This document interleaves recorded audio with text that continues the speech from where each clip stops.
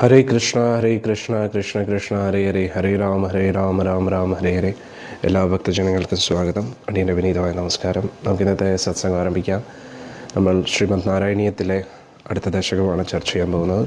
കഴിഞ്ഞ ദശകത്തിൽ നമ്മൾ വാമന അവതാരത്തെക്കുറിച്ച് ചർച്ച ചെയ്യുന്നു. അന്നേരം ഇനി മുന്നോട്ടുള്ള ദശകം നമുക്ക് നോക്കാം. ഓം നമോ ഭഗവതേ വാസുദേവായ. ഓം നമോ ഭഗവതേ വാസുദേവായ. നാരായണം നമസ്കൃത്യം നരം ചൈവ നരോത്തമം ദേവീം സരസ്വതീം വ്യാസം തതോ ജയമുദീരയേത്. നഷ്ടപ്രായേഷു അഭദ്രേഷു നിത്യം ഭാഗവത സേവയാ ഭഗവതി ഉത്തമശ്ലോകേ ഭക്തിർഭവതി നൈഷ്ഠികീ. കൃഷ്ണായ വാസുദേവായ ദേവകീനന്ദനായ ച നന്ദഗോപകുമാരായ ഗോവിന്ദായ നമോ നമഃ. ഓമജ്ഞാനതിമിരന്ധസ്യ ജ്ഞാനാഞ്ജനശലാഖായ ചക്ഷുരുന്മിലിതം യേന തസ്മൈ ശ്രീഗുരുവേ നമഃ. ശ്രീചൈതന്യമനോഭീഷ്ടം സ്ഥാപിതം യേന ഭൂതലേ സ്വയം രൂപകദാമയം ദദാതി സ്വപദാന്തികം. വന്ദേഹം ശ്രീഗുരോം ശ്രീയുതാപതകമലം ശ്രീഗുരും വൈഷ്ണവാംശ്ച ശ്രീരൂപം സാഗരജാതം സഗണരഘുനാഥാന്വിതം തം സജീവം സാദ്വൈതം സാവധൂതം പരിജനാസഹിതം കൃഷ്ണചൈതന്യദേവം ശ്രീരാധാകൃഷ്ണപാദാൻ സഗണലളിതാ ശ്രീവിശാഖാന്വിതം ശ്ച. നമോ വിഷ്ണുപാദായ കൃഷ്ണപൃഷ്ഠായ ഭൂതലേ ശ്രീമതേ ജയപതാകസ്വാമിനിതി നാമിനെ നമാചാര്യപാദായ നിതായ കൃപപ്രദായിനി ഗൗരഗദാദാമദായ അഗ്രഗ്രാമധാരിണി. നമോ വിഷ്ണുപാദായ കൃഷ്ണപൃഷ്ഠായ ഭൂതലേ ശ്രീമതേ ഭക്തിവേദാന്ത സ്വാമിനിതി നാമ. നമസ്തേ സാരസ്വതീ ദേവി ഗൗരവാണി പ്രചാരിണി നിർവിശേഷ ശൂന്യവാദി പാശ്ചാത്യദേശധാരിണി. ഹേ കൃഷ്ണ കരുണാ സിന്ധോ ദീനബന്ധോ ജഗത്പതേ ഗോപീശ ഗോപികാന്ത രാധാകാന്ത നമോസ്തുതേ. തപ്തകാഞ്ചന ഗൗരാംഗി രാധേ വൃന്ദാവനേശ്വരി വൃഷഭാനുസുതേ ദേവി പ്രണമാമി ഹരിപ്രിയേ. നമോ മഹാവദന്യായ കൃഷ്ണപ്രേമപ്രദായതേ കൃഷ്ണായ കൃഷ്ണചൈതന്യ നാമിനേ ഗൗരതുസേ നമഃ. ജയ ശ്രീകൃഷ്ണ ചൈതന്യ പ്രഭു നിത്യാനന്ദ ശ്രീ അദ്വൈത ഗദാധര ശ്രീവാസവതി ഗൗര. ഹരേ കൃഷ്ണ കൃഷ്ണ കൃഷ്ണ ഹരേ ഹരേ, ഹരേ രാമ രാമ രാമ. ഹരേ കൃഷ്ണ കൃഷ്ണ കൃഷ്ണ ഹരേ ഹരേ രാമ രാമ. ഹരേ കൃഷ്ണ കൃഷ്ണ കൃഷ്ണ ഹരേ ഹരേ രാമ രാമ രാമ. ഹരേ കൃഷ്ണ. നമുക്കിന്നത്തെ സത്സംഗം ആരംഭിക്കാം.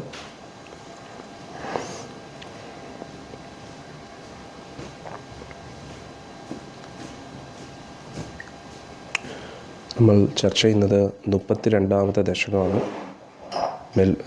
മേൽപ്പത്തൂർ നാരായണ ഭട്ടതിരിപ്പാടിൻ്റെ നാരായണീയം. മേൽപ്പത്തൂർ നാരായണ ഭട്ടതിരിപ്പാടിൻ്റെ തൃപ്പാദങ്ങൾ കോടി കോടി പ്രണാമങ്ങൾ. ഇത്രയും മനോഹരമായിട്ടുള്ളൊരു ഗ്രന്ഥം ഗുരുവായൂരപ്പനെ സ്തുതിച്ചുകൊണ്ട് അദ്ദേഹം എഴുതി. അദ്ദേഹത്തെ സ്മരിച്ചുകൊണ്ട് അദ്ദേഹത്തിൻ്റെ തൃപ്പാദങ്ങൾ പ്രാർത്ഥിച്ചുകൊണ്ട് നമുക്ക് ഇന്നത്തെ നാരായണീയം ആരംഭിക്കാം.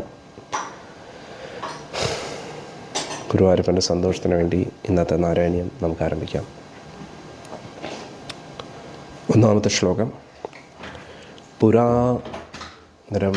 പുരാന്നിവിടെ ഉദ്ദേശിച്ചിരിക്കുന്നത് കുറേ വർഷങ്ങൾക്ക് മുമ്പേ, യുഗങ്ങൾക്ക് മുമ്പേ ഹയഗ്രീവ മഹാസുരേന. ഹയഗ്രീവൻ എന്ന് പറയുന്ന വലിയൊരു അസുരനുണ്ടായിരുന്നു. ഷഷ്ട അന്തരാന്ത ഉദ്യത്. അന്നേരം 6ാമത്തെ മന്വന്തരത്തിന് ശേഷം ആഖാണ്ഡകൽപ്പി നൈമിത്തിക പ്രളയം വന്നു. ഈ നൈമിത്തിക പ്രളയം എന്ന് പറഞ്ഞാൽ ഓരോ മന്വന്തരത്തിന് ശേഷവും പ്രളയം വരും. എന്താണ് ഈ മന്വന്തരം? മനു ഭരിക്കുന്ന കാലം, അതാണ് മന്വന്തരം എന്ന് പറയുന്നത്. അന്നേരം ബ്രഹ്മദേവൻ്റെ ഒരു ദിവസത്തിൽ 14 മനുക്കൾ വരും. മനു എന്ന് പറഞ്ഞാൽ അവരിലൂടെയാണ് മനുഷ്യ വംശം ആരംഭിക്കുന്നത്. പൊതുവേ ആധുനിക യുഗത്തിൽ നമ്മൾ ചെറിയൊരു അമീബയിൽ നിന്നും എവല്യൂഷനിലൂടെയാണ് നമ്മൾ ഇവോൾവ് ആയവരാണെന്ന് പറയുന്നു. പക്ഷേ പുരാണങ്ങളിൽ അങ്ങനെയല്ല പറയുന്നത്. കാരണം എവല്യൂഷൻ തിയറി എന്ന് പറയുന്നതൊരു സാങ്കല്പികമാണ്. അന്നേരം പൊതുവേ അവരതിനെ യാഥാർത്ഥ്യമായിട്ട് കാണുന്നു, സത്യമായിട്ട് കാണുന്നു, മോഡേൺ സയൻസ്. എന്നിട്ട് നമ്മൾ പറയുന്ന വൈദിക പുരാണങ്ങളിൽ നിന്നുള്ള സത്യത്തെ സാങ്കല്പികമായിട്ട് കരുതുന്നു. പക്ഷെ നേരെ തിരിച്ചാണ്. അന്നേരം അവർ പല രീതിയിലും സയൻറ്റിഫിക് അന്വേഷണത്തിലൂടെ ആണ് ഇത് തെളിയിച്ചത് എന്ന് പറയുന്നു. പക്ഷെ അത്രയും വർഷം പുറമേ പോയിട്ട് നമ്മൾ ആരെങ്കിലും കണ്ടിട്ടുണ്ടോ അത്രയും സംഭവങ്ങൾ എങ്ങനെ നടന്നു എന്ന്? അന്നേരം ഉടനെ നമ്മൾ തിരിച്ച് അവർ ഇങ്ങോട്ടും ചോദിക്കും, നിങ്ങൾ പോയി കണ്ടിട്ടുണ്ടോ? ഇത്രയും മന്വന്തരവും ഇങ്ങനെ മനുവിൽ നിന്ന് മനുഷ്യർ വന്നതും ഭഗവാന്റെ നാഭിയിൽ നിന്നും പത്മ വരുന്നതും ഒക്കെ നിങ്ങൾ കണ്ടിട്ടുണ്ടോ എന്ന് ചോദിച്ചാൽ, അന്നേരം അങ്ങനെ നോക്കുവാണെങ്കിൽ നമ്മൾ രണ്ടുപേരും പറയുന്നത് നമുക്ക് പൂർണ്ണമായിട്ടും വിശ്വസിക്കാൻ കഴിയില്ല. പക്ഷേ വൈദിക പുരാണങ്ങളിൽ പറയുന്നത് കൂടുതൽ ആധികാരികമാണ്. എന്തുകൊണ്ട്? കാരണം ഈ മോഡേൺ സയൻസിൻ്റെ വിശ്വാസം ഒരു 300 വർഷങ്ങൾക്ക് ശേഷമാണ് ആരംഭിച്ചിരിക്കുന്നത്. 300 വർഷങ്ങളുടെ ഉള്ളിലാണ് ഇതൊക്കെ സംഭവിച്ചത്. 300-400 വർഷം, മാക്സിമം ഒരു 500 വർഷം, അതിൻ്റെ ഇടയിലാണ് ഓരോ ഇൻവെൻഷൻസും അതൊക്കെ വന്നിരിക്കുന്നത്. പക്ഷെ അതിനു മുമ്പേ തന്നെ ഒരു വെൽ ഇവോൾവ് ആയിട്ടുള്ള ഒരു കൾച്ചേർഡ് സൊസൈറ്റി, ഒരു സംസ്കാര സമ്പന്നമായിട്ടുള്ള ഒരു ഭരണരീതി നമുക്കുണ്ടായിരുന്നു. അന്നേരം ഇവർ ഊഹാപോഹങ്ങൾ കൊണ്ട് കുറേ വർഷങ്ങൾക്ക് മുമ്പേ ഇങ്ങനെ ആയിരിക്കാം, അങ്ങനെ ആയിരിക്കാം എന്നൊക്കെ ചിന്തിക്കുന്നു. എന്നിട്ട് പല പല ഫോസിൽസ്, അതായത് പല പല എന്തു പറയുന്നത്, ഈ ആർക്കിയോളജി സർവേ അനുസരിച്ച് മണ്ണിൻ്റെ അടിയിൽ നിന്നും ഓരോരോ പഴയ വലിയ വലിയ മൃഗങ്ങളുടെ അസ്ഥികൂടമൊക്കെ ലഭിച്ചതിന് ശേഷം ഇതിൻ്റെ അടിസ്ഥാനത്തിൽ ഡൈനോസറുകൾ ഉണ്ടായിരുന്നു എന്നൊക്കെ പറയുന്നു. പക്ഷേ ഒന്ന് ആലോചിച്ച് നോക്കൂ, ഈ ലോകത്തിലുള്ള എല്ലാ സ്ഥലങ്ങളും എല്ലാ വ്യക്തികൾക്കും കുഴിച്ചു നോക്കാൻ പറ്റുമോ? അവർ നമുക്ക് എണ്ണാൻ പറ്റുന്ന കുറച്ച് കേസുകളായിരിക്കും അവർ റിസർച്ച് ചെയ്തിട്ടുള്ളത്. എണ്ണാൻ പറ്റുന്ന കുറച്ച് സ്ഥലങ്ങളിലായിരിക്കും അവർ റിസർച്ച് നടത്തിയതും എക്സ്കവേഷൻ നടത്തിയതും. അതിൻ്റെ അടിസ്ഥാനത്തിൽ അവർ ജനറലൈസ് ചെയ്തിട്ട് പറയുകയാണ്, ഒരു കോടാനുകോടി വർഷങ്ങൾക്ക് മുമ്പേ ദിനോസറുകൾ മാത്രമേ ഉണ്ടായിരുന്നുള്ളൂ. അങ്ങനെ ഒരു ജീവിയുടെ അസ്ഥികൂടം സപ്പോസ് കിട്ടിയെന്നു തന്നെ ഇരിക്കട്ടെ, അതിൻ്റെ അർത്ഥം അവർ മാത്രമേ ഉണ്ടായിരുന്നുള്ളൂ. അത് നമുക്ക് എങ്ങനെയാണ് അങ്ങനെ ഒരു കൺക്ലൂഷനിലേക്ക് എത്താൻ കഴിയും? അല്ലേ? അങ്ങനെ ലോജിക്കലി നോക്കുമ്പോൾ കൺവിൻസ്ഡ് ആവുന്നില്ല. പിന്നെ ഇവോൾവായി അതായത് നമ്മൾ ഇങ്ങനെ എന്തു പറയുന്നത്, രൂപാന്തരപ്പെട്ട് മനുഷ്യരായി എന്ന് പറയുന്നതിലും ഒരു ലോജിക്കില്ല. കാരണം മരണത്തോടു കൂടി തീരുകയല്ലേ. ഇതിൻ്റെ അർത്ഥം ഇതിൻ്റെ ഇടയിൽ ആരും രൂപാന്തരപ്പെട്ടു എന്നതിൻ്റെ അർത്ഥം ആരും മരിച്ചിട്ടില്ല എന്നാണ്. ഇതിൻ്റെ ഇടയിൽ എത്രയോ പ്രാവശ്യം എല്ലാവരും മരിച്ചുകൊണ്ടിരിക്കുകയല്ലേ.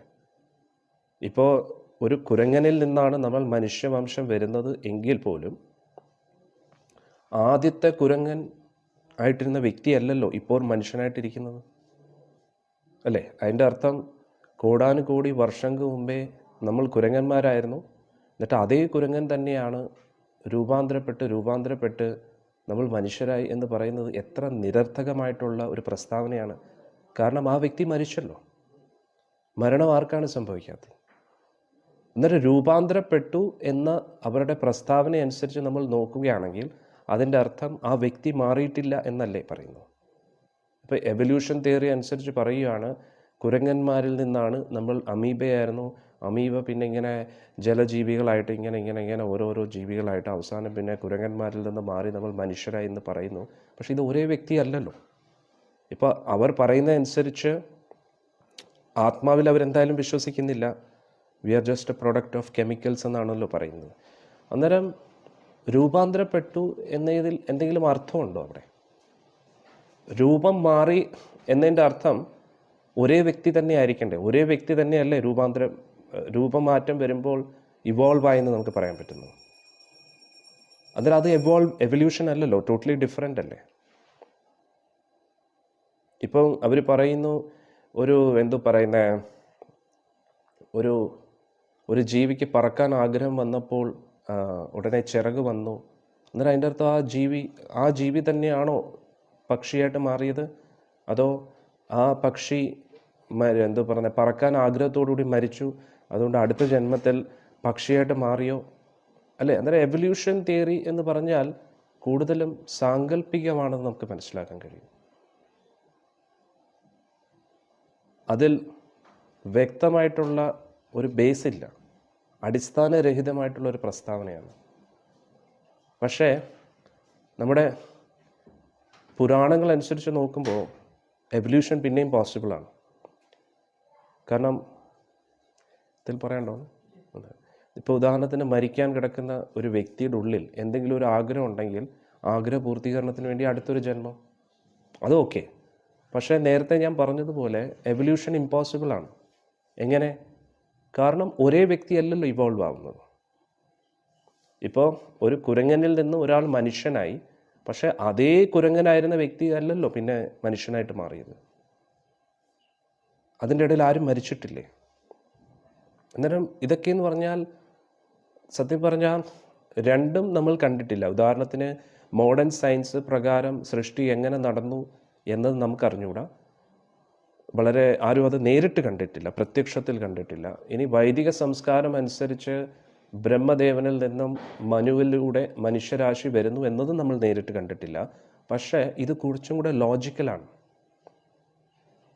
കാരണം ഈ ലോകത്തിൽ നമ്മൾ താമസിക്കുമ്പോൾ തന്നെ പ്രത്യേക വ്യക്തികൾക്ക് പ്രത്യേകം കഴിവുണ്ട്. ഇപ്പോൾ ഉദാഹരണത്തിന് ബ്രൂസ്ലിയെ പോലെ മാർഷൽ ആർട്സ് നന്നായി പഠിച്ച വ്യക്തിക്ക് ആ വ്യക്തിയെക്കാട്ടിയും വളരെ ശക്തരായിട്ടുള്ള ആരെയും ഇടിച്ചു വീഴ്ത്താൻ പറ്റുമായിരുന്നു. അത് സാങ്കല്പികമല്ലല്ലോ, യാഥാർത്ഥ്യമല്ലേ. അന്നേരം ഈ ലോകത്തിനകത്ത് തന്നെ നമ്മുടെ ഇടയിലും വ്യത്യസ്ത വ്യക്തികൾക്ക് വ്യത്യസ്ത കഴിവുകളുണ്ട്. നമ്മളെക്കാട്ടിയും ശക്തരായിട്ടുള്ള വ്യക്തികളുണ്ട്, നമ്മളെക്കാട്ടിയും ബുദ്ധിയുള്ള വ്യക്തികളുണ്ട്. അന്നേരം തീർച്ചയായിട്ടും ഈ ലോകത്തെ തീർച്ചയായിട്ടും ഇതിൻ്റെ പുറകിൽ ഒരു സൃഷ്ടികർത്താവ് ഉണ്ടാവും. ആ സൃഷ്ടികർത്താവ് എന്തായാലും നമ്മളെക്കാട്ടി ഇൻ്റലിജൻ്റ് ആയിരിക്കണം, അല്ലെങ്കിൽ ഇത്രയും വലിയൊരു സൃഷ്ടി ചെയ്യാൻ കഴിയും? ഒരിക്കലുമില്ല. ഇപ്പോൾ ഉദാഹരണത്തിന് വലിയ ബിൽഡിങ്സ് ഒക്കെ, ഉദാഹരണത്തിന് ബുർജ് ഖലീഫ, ഇത്രയും ടോളസ്റ്റ് ആയിട്ടുള്ളൊരു ബിൽഡിങ്, അതെന്തായാലും അതിൻ്റെ പുറകിൽ ഒരു ബ്രെയിൻ ആയിരിക്കുമല്ലോ, ഒരു വ്യക്തിയുടെ മൈൻഡിലായിരിക്കുമല്ലോ അത് വന്നത്. ആ വ്യക്തി ആയിരിക്കുമല്ലോ അതിനെ സൃഷ്ടിക്കാനുള്ള ഒരു പ്ലാനൊക്കെ വരച്ചതും അതൊക്കെ. അന്നേരം തീർച്ചയായിട്ടും വളരെ ബ്രില്യൻറ്റ് വ്യക്തിയായിരിക്കാം. അന്നേരം സാധാരണ വ്യക്തിയെ പോലെ ആ വ്യക്തിയെ കാണപ്പെടുന്നുണ്ടെങ്കിലും സാധാരണ മനുഷ്യരെക്കാട്ടിയും വളരെ വിശാലമായിട്ട് ചിന്തിക്കാനും ഒരുപാട് പേരെ എത്ര ആൾക്കാരെ കൊണ്ട് ജോലി ചെയ്യിപ്പിക്കണം, എത്ര സമയത്തിനുള്ളിൽ അത് ചെയ്ത് തീർക്കാൻ പറ്റും എന്ന് വളരെ വിശാലമായിട്ട് ചിന്തിക്കാൻ കഴിവുള്ള വ്യക്തിയായിരിക്കുമല്ലോ അതിൻ്റെ പുറകിൽ. ഇത് മാത്രമല്ല ഏതൊരു ബിൽഡിങ്ങും ക്രിയേറ്റ് ചെയ്യുന്നത്, ബിൽഡിംഗ് മാത്രമല്ല ഏതൊരു ടെക്നോളജി ക്രിയേറ്റ് ചെയ്യുന്ന വ്യക്തിയും. അന്നേരം നമ്മൾ മനുഷ്യരുടെ ഇടയിലും സാധാരണ മനുഷ്യരെക്കാട്ടിയും ഒരുപാട് ഉയർന്ന് ചിന്തിക്കാൻ കഴിവുള്ള വ്യക്തികൾ, ഇപ്പോൾ ഉദാഹരണത്തിന് റോക്കറ്റ് തന്നെ ക്രിയേറ്റ് ചെയ്യുന്നത്, ഇത്രയും വലിയൊരു സ്പേസ് ക്രാഫ്റ്റ് ക്രിയേറ്റ് ചെയ്ത് അത് ഭൂമിയിൽ നിന്ന് പുറത്തു പോയി ഭൂമിക്ക് ചുറ്റും കറങ്ങി ചന്ദ്രൻ്റെ ആ ഒരു പ്രവർത്തന രീതിയും സൂര്യൻ്റെ പ്രവർത്തന രീതിയൊക്കെ മനസ്സിലാക്കി അത് തിരിച്ചു വരണമെങ്കിൽ അത് സാധാരണ ഒരു ബുദ്ധി വെച്ചത് പറ്റുമോ? ഇല്ല. അന്നേരം നമ്മുടെ ഇടയിൽ തന്നെ അസാധാരണമായിട്ട് ചിന്തിക്കുന്ന ബുദ്ധിശാലികളായിട്ടുള്ള വ്യക്തികളുണ്ടെങ്കിൽ തീർച്ചയായിട്ടും നമ്മൾ ഈ കാണുന്ന മൊത്തം ഒരു ടെക്നോളജിയാണ്. നമ്മുടെ ഈ ശരീരം ഒരു ടെക്നോളജിയാണ്. നമ്മൾ നമ്മുടെ ക്രിയേഷനെ മാത്രം, നമ്മൾ ക്രിയേറ്റ് ചെയ്യുന്ന കാര്യത്തെ മാത്രം വലുതായിട്ട് കാണുന്നു. പക്ഷേ നമ്മൾ ജീവിക്കുന്ന തന്നെ ഒരു ടെക്നോളജിക്കൽ വേൾഡിൻ്റെ ഉള്ളിലാണ്. ഈ ലോകം ഒരു ടെക്നോളജിയാണ്. ഒരു ബീജം അത് മെല്ലെ പൊട്ടിമുളച്ച് അതൊരു വലിയ മരമാകുന്നു, അതിൽ നിന്ന് ഇനിയും പഴവർഗ്ഗങ്ങൾ വരുന്നു, അതിൽ നിന്ന് വീണ്ടും ബീജം. ഇതൊരു ടെക്നോളജി അല്ലേ? അല്ല, നമ്മൾ ക്രിയേറ്റ് ചെയ്യുന്നത് മാത്രമാണ് ടെക്നോളജി. ഒരു പക്ഷിയെ നോക്കിയാൽ അതും ഒരു ടെക്നോളജി അല്ലേ? പക്ഷിയുടെ ആ ശരീരം, അതിന് പറക്കാൻ കഴിവുണ്ട്, അതെല്ലാം ഒരു ടെക്നോളജി അല്ലേ? ഒരു ചെറിയ ഈച്ച, ആർക്കെങ്കിലും ഇത്രയും ചെറിയൊരു വിമാനത്തിനെ ക്രിയേറ്റ് ചെയ്യാൻ പറ്റുമോ? ഇപ്പം ചെറിയ കളിപ്പാട്ട വിമാനങ്ങളുണ്ട്, പക്ഷെ അതിന് പറക്കാൻ പറ്റില്ല. ഓക്കെ, ചില റിമോട്ട് കൺട്രോളിൽ പ്രവർത്തിക്കുന്ന ചില ഇതൊക്കെ ഉണ്ട്. പക്ഷെ എന്നാലും ഇത്രയും ചെറിയൊരു ഈച്ച, ആ ഈച്ചയുടെ റിഫ്ലെക്സസ് എത്ര പവർഫുൾ ആണെന്ന് നോക്കണേ. നമുക്കൊരിക്കലും ഈച്ച അടിക്കാൻ പറ്റുമോ? ഇല്ല. പൊതുവെ പറയുന്നത് നമ്മൾ ഈച്ച അടിക്കാൻ നോക്കുമ്പോഴും വളരെ സ്ലോ മോഷനായിട്ടായിരിക്കും ഈച്ചയ്ക്ക് തോന്നുന്നത്. അതായത് അത്രയ്ക്ക് പവർഫുള്ളാണ് ഈച്ചയുടെ കണ്ണുകൾ എന്നാണ് പറയുന്നത്. നമ്മൾ എത്ര സ്പീഡിന് അടിക്കാൻ നോക്കിക്കഴിഞ്ഞാലും ഈച്ചയ്ക്ക് വളരെ വ്യക്തമായിട്ട് എത്ര സ്പീഡിനാണ് അടി വരുന്നതെന്ന് അറിയാം. അതീനം സ്പീഡായിട്ട് ഈച്ചയ്ക്ക് അവിടെ നിന്ന് രക്ഷപ്പെടാൻ കഴിയും. കൊതുവിനെ പിന്നെ ആൾക്കാർ ഇങ്ങനെയുള്ള ജീവികളൊന്നും കൊല്ലാൻ പാടില്ല. ഇത് കേൾക്കുമ്പോൾ ആൾക്കാർ വിചാരിക്കും ഈ സ്വാമിക്ക് വട്ടാണ്. പക്ഷേ പൊതുവേ ഞാൻ പറഞ്ഞതിൻ്റെ ഉദ്ദേശം എന്ന് പറഞ്ഞാൽ കൊതുകിനെ പിന്നെ അടിക്കും ആൾക്കാർ, പക്ഷേ ഈച്ചയെ ഒരിക്കലും പിടിച്ചാൽ കിട്ടത്തില്ല. വളരെ ഡിഫിക്കൽട്ടാണ്. കാരണം ഈച്ചയുടെ കണ്ണുകൾ അത്രയ്ക്ക് പവർഫുള്ളാണ്. മനസ്സിലായില്ല? അന്നേരം ഇത്രയും നല്ലൊരു ടെക്നോളജി ആർക്കാണ് സൃഷ്ടിക്കാൻ കഴിയുന്നത്? ആർക്കെങ്കിലും ക്രിയേറ്റ് ചെയ്യാൻ പറ്റുമോ? ഇല്ല, ബുദ്ധിമുട്ടാണ്. അന്നേരം നമ്മൾ നമ്മുടെ രീതിയിൽ ചിന്തിക്കുന്നു, മനുഷ്യർ ഇങ്ങനെയാണ് വന്നത്, അങ്ങനെയാണ് വന്നതെന്ന്. പക്ഷെ യഥാർത്ഥത്തിൽ പുരാണങ്ങൾ അനുസരിച്ച് പോകുമ്പോൾ അത് കുറച്ചും കൂടെ ലോജിക്കലാണ്, കുറച്ചും കൂടെ യുക്തിയുണ്ട് അതിൻ്റെ പുറകിൽ. അതിൽ അടുത്ത ജന്മത്തിനെക്കുറിച്ച് പറയുന്നു, പൂർവ്വജന്മങ്ങളെക്കുറിച്ച് പറയുന്നു. അന്നേരം അത് നമ്മൾ ചിന്തിക്കുമ്പോൾ കുറച്ചും കൂടെ ലോജിക്കലി അത് കൺവിൻസിങ് ആണ്. അന്നേരം അത് പ്രകാരം അതുകൊണ്ട് നമ്മൾ മോഡേൺ സയൻസിനെ റിജക്റ്റ് ചെയ്യുന്നു എന്നല്ല, നമ്മൾ സയൻസിനെ ബഹുമാനിക്കുന്നു. നമ്മളിപ്പോൾ ഉപയോഗിക്കുന്ന ഈ മൊബൈൽ ഫോൺ വഴി നമ്മൾ കണക്റ്റഡ് ആണ്. ഇതും ഒരു ടെക്നോളജിയാണ്. അതുകൊണ്ട് ടെക്നോളജിക്കെതിരെയല്ല, ടെക്നോളജി ഉപയോഗിക്കാം. പക്ഷേ ടെക്നോളജി മാത്രമാണ് എല്ലാം എന്ന് കരുതരുത്. അതാണ് എല്ലാം എന്ന് ഒരിക്കലും വിശ്വസിക്കരുത്. അതിനപ്പുറത്തും പല സത്യങ്ങളുണ്ട്.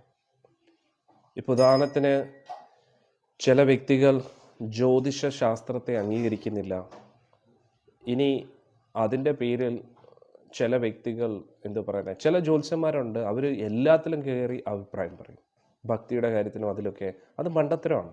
ജ്യോതിഷ ശാസ്ത്രം എന്ന് പറഞ്ഞാൽ അവർ സിദ്ധന്മാരൊന്നുമല്ല. അവർ നല്ലപോലെ കാൽക്കുലേറ്റ് ചെയ്യാൻ പറ്റുന്ന വ്യക്തികൾ, അത്രയേ ഉള്ളൂ. പഞ്ചാംഗം അനുസരിച്ച് ഗ്രഹങ്ങളുടെ നില എവിടെയാണ് എന്നാണ്. അതിൻ്റെ അർത്ഥം അവർ സിദ്ധി ലഭിച്ച ദൈവപുരുഷന്മാരൊന്നുമല്ല. അവർ നമ്മളെപ്പോലെ സാധാരണ വ്യക്തികളാണ്. പക്ഷേ ഒരു അജ്ഞതയാണ് മറ്റൊരാളുടെ വിജയം എന്ന് പറയുന്ന പോലെ. ഇത് ഞാൻ ജ്യോതിഷശാസ്ത്രത്തിനെതിരെയല്ല. ജ്യോതിഷശാസ്ത്രവും ഒരു സയൻസാണ്. പക്ഷേ എങ്ങനെയാണ്, അതിൽ കൂടുതലും കാൽക്കുലേഷൻ്റെ സയൻസാണ്. കാൽക്കുലേഷനും പ്രൊബാബിലിറ്റിയുടെയും കളികളാണ് ആസ്ട്രോളജിയിൽ. എങ്ങനെ മോനെ മെല്ലെ സംസാരിക്കാൻ പറയും. കാരണം പഞ്ചാംഗം അനുസരിച്ച് നക്ഷത്ര ഗ്രഹവ്യൂഹങ്ങളുടെ ഒരു ചലനം എങ്ങനെയാണെന്ന് രേഖപ്പെടുത്തിയിട്ടുണ്ട്. അതിനനുസരിച്ച് ഈ വർഷം ഓരോ ഗ്രഹങ്ങളും എങ്ങോട്ടൊക്കെയാണ് പോകുന്നത്, ആ ഓരോ ഗ്രഹങ്ങളും ഒരു രാശിയിലുള്ള പ്രവേശിക്കുന്ന സമയത്ത് എന്താണ് സംഭവിക്കുന്നത്, അത് ആ ജ്യോതിഷ ശാസ്ത്രത്തിൽ വേദങ്ങളിൽ പറഞ്ഞിട്ടുണ്ട്. അതായത് ഒരു ഡോക്ടർ എങ്ങനെയാണ് ഒരു രോഗിയുടെ രോഗത്തെ മനസ്സിലാക്കുന്നത്, സിംറ്റംസ് അനുസരിച്ച്, രോഗലക്ഷണങ്ങൾ വെച്ച്. അതേപോലെ തന്നെ, കാരണം ഇതിനു മുന്നേ ഉള്ള വ്യക്തികൾ മെഡിക്കലി ഒരുപാട് കേസുകൾ സ്റ്റഡി ചെയ്തതിൻ്റെ അടിസ്ഥാനത്തിൽ ഈ ലക്ഷണങ്ങൾ വന്നു കഴിഞ്ഞാൽ ആ വ്യക്തിക്ക് തീർച്ചയായിട്ടും ഈ രോഗമാകാനുള്ള സാധ്യത കൂടുതലാണ്. മനസ്സിലായില്ലേ? അതേപോലെ ഈ ലക്ഷണങ്ങൾക്ക്, അതായത് പൊതുവേ ഈ ഒരു യോഗം വരുമ്പോൾ, അല്ലെങ്കിൽ ഈ ഒരു ദശ വരുമ്പോൾ, വ്യാഴദശയോ അങ്ങനെയുള്ള ഏത് ദശ വരുമ്പോഴും ഈ ഒരു സമയത്ത് ഇത്രയും വർഷം ഇങ്ങനെ രീതിയിലായിരിക്കും ഇവരുടെ ജീവിതം എന്ന് പറയുന്നത് ഒരു പ്രൊബാബിലിറ്റിയാണ്. പ്രൊബാബിലിറ്റി എന്ന് പറഞ്ഞാൽ ഏകദേശം സാധ്യതയുണ്ട്. അതേപോലെ ആണ് പ്രഡിക്ഷൻസ്. അതിൻ്റെ അർത്ഥം അവർ വലിയ സിദ്ധനായിരുന്നു എന്നല്ല. അന്നേരം അവർ എല്ലാ കാര്യത്തിലും അഭിപ്രായം പറയുമ്പോൾ അത് ശരിയാണോ? ഇല്ല. അവർ ജ്യോതിഷശാസ്ത്രം അനുസരിച്ച് പറയുന്നത് കറക്റ്റ് ആയിരിക്കും. പക്ഷേ ഒരു വ്യക്തി ജീവിതത്തിൽ എന്താണ് ചെയ്യേണ്ടത്, എന്താണ് ചെയ്യാൻ പാടില്ലാത്തത്, അങ്ങനെ ഓരോ കാര്യങ്ങളും അങ്ങനെ അതിൻ്റെ അടിസ്ഥാനത്തിൽ തീരുമാനം എടുക്കാൻ പറ്റുമോ? ഇല്ല. അതൊക്കെ മണ്ടത്തരമായിരിക്കും. ഇപ്പോൾ ഉദാഹരണത്തിന് പണ്ടത്തെ ഹിന്ദിയിലെ വളരെ ഫേമസ് ആയിട്ടുള്ളൊരു സിനിമാ നടനുണ്ട്, ഗോവിന്ദ എന്ന് പറഞ്ഞ ആള്. ഭയങ്കര അന്ധവിശ്വാസിയായിരുന്നാണ് പറയും. ആള് ചില സിനിമ ഷൂട്ടിങ്ങിൻ്റെ സ്ഥലത്ത് കോഴിയും കൊണ്ടുവരും, ആടിനെയും കൊണ്ടുവരും. എന്തിനാണ്? ബലി കൊടുക്കാൻ വേണ്ടി. എന്നിട്ട് ഏത് ഷൂട്ടിന് പോയാലും കൂട്ടത്തിൽ ഒരു ജ്യോത്സ്യനും കൂടെ പോകും. അന്നേരം ഓരോ ഷൂട്ടിനും ക്യാമറ ഏത് ആംഗിളിൽ വെക്കണം, എന്തായിരിക്കണം, ആദ്യത്തെ സീനിൽ എന്താണ് കാണിക്കേണ്ടത് എന്നൊക്കെ ആ ജ്യോത്സ്യനാണ് ഗണിച്ചു നോക്കിയിട്ടാണ് തീരുമാനിക്കുന്നത്. അല്ല, ഇത് നമ്മളെ പണ്ടത്തെ ദിലീപേട്ടൻ്റെ സദാനന്ദൻ്റെ സമയം പറഞ്ഞതുപോലെ ആയിപ്പോയി. അന്നേരം എല്ലാ കാര്യങ്ങളും അങ്ങനെ ഒന്നും നമുക്ക് നോക്കാൻ കഴിയില്ല. അത് അന്ധവിശ്വാസമാണ്. പക്ഷെ അതേപോലെ മോഡേൺ സയൻസിനെയും നമ്മൾ അന്ധമായിട്ട് വിശ്വസിക്കാൻ പാടില്ല. ദൈവീക കാര്യത്തിൽ ഒരു ആധികാരികമായിട്ട് എന്തെങ്കിലും പറയാനുള്ള ഒരു അവകാശവും സയൻസിൻ്റെ പേരിൽ എത്ര ഡിഗ്രി ഉണ്ടെങ്കിലും എന്തൊക്കെ PhD ഉണ്ടെങ്കിലും അവർക്കത് പറയാനുള്ള അവകാശമില്ല. അവരൊന്നും ദയവ് ചെയ്ത് ഭഗവാനെക്കുറിച്ചോ വാ തുറക്കാനുള്ള അധികാരം അവർക്കില്ല. അവരുടെ ഫീൽഡിനെ കുറിച്ച് പറയും.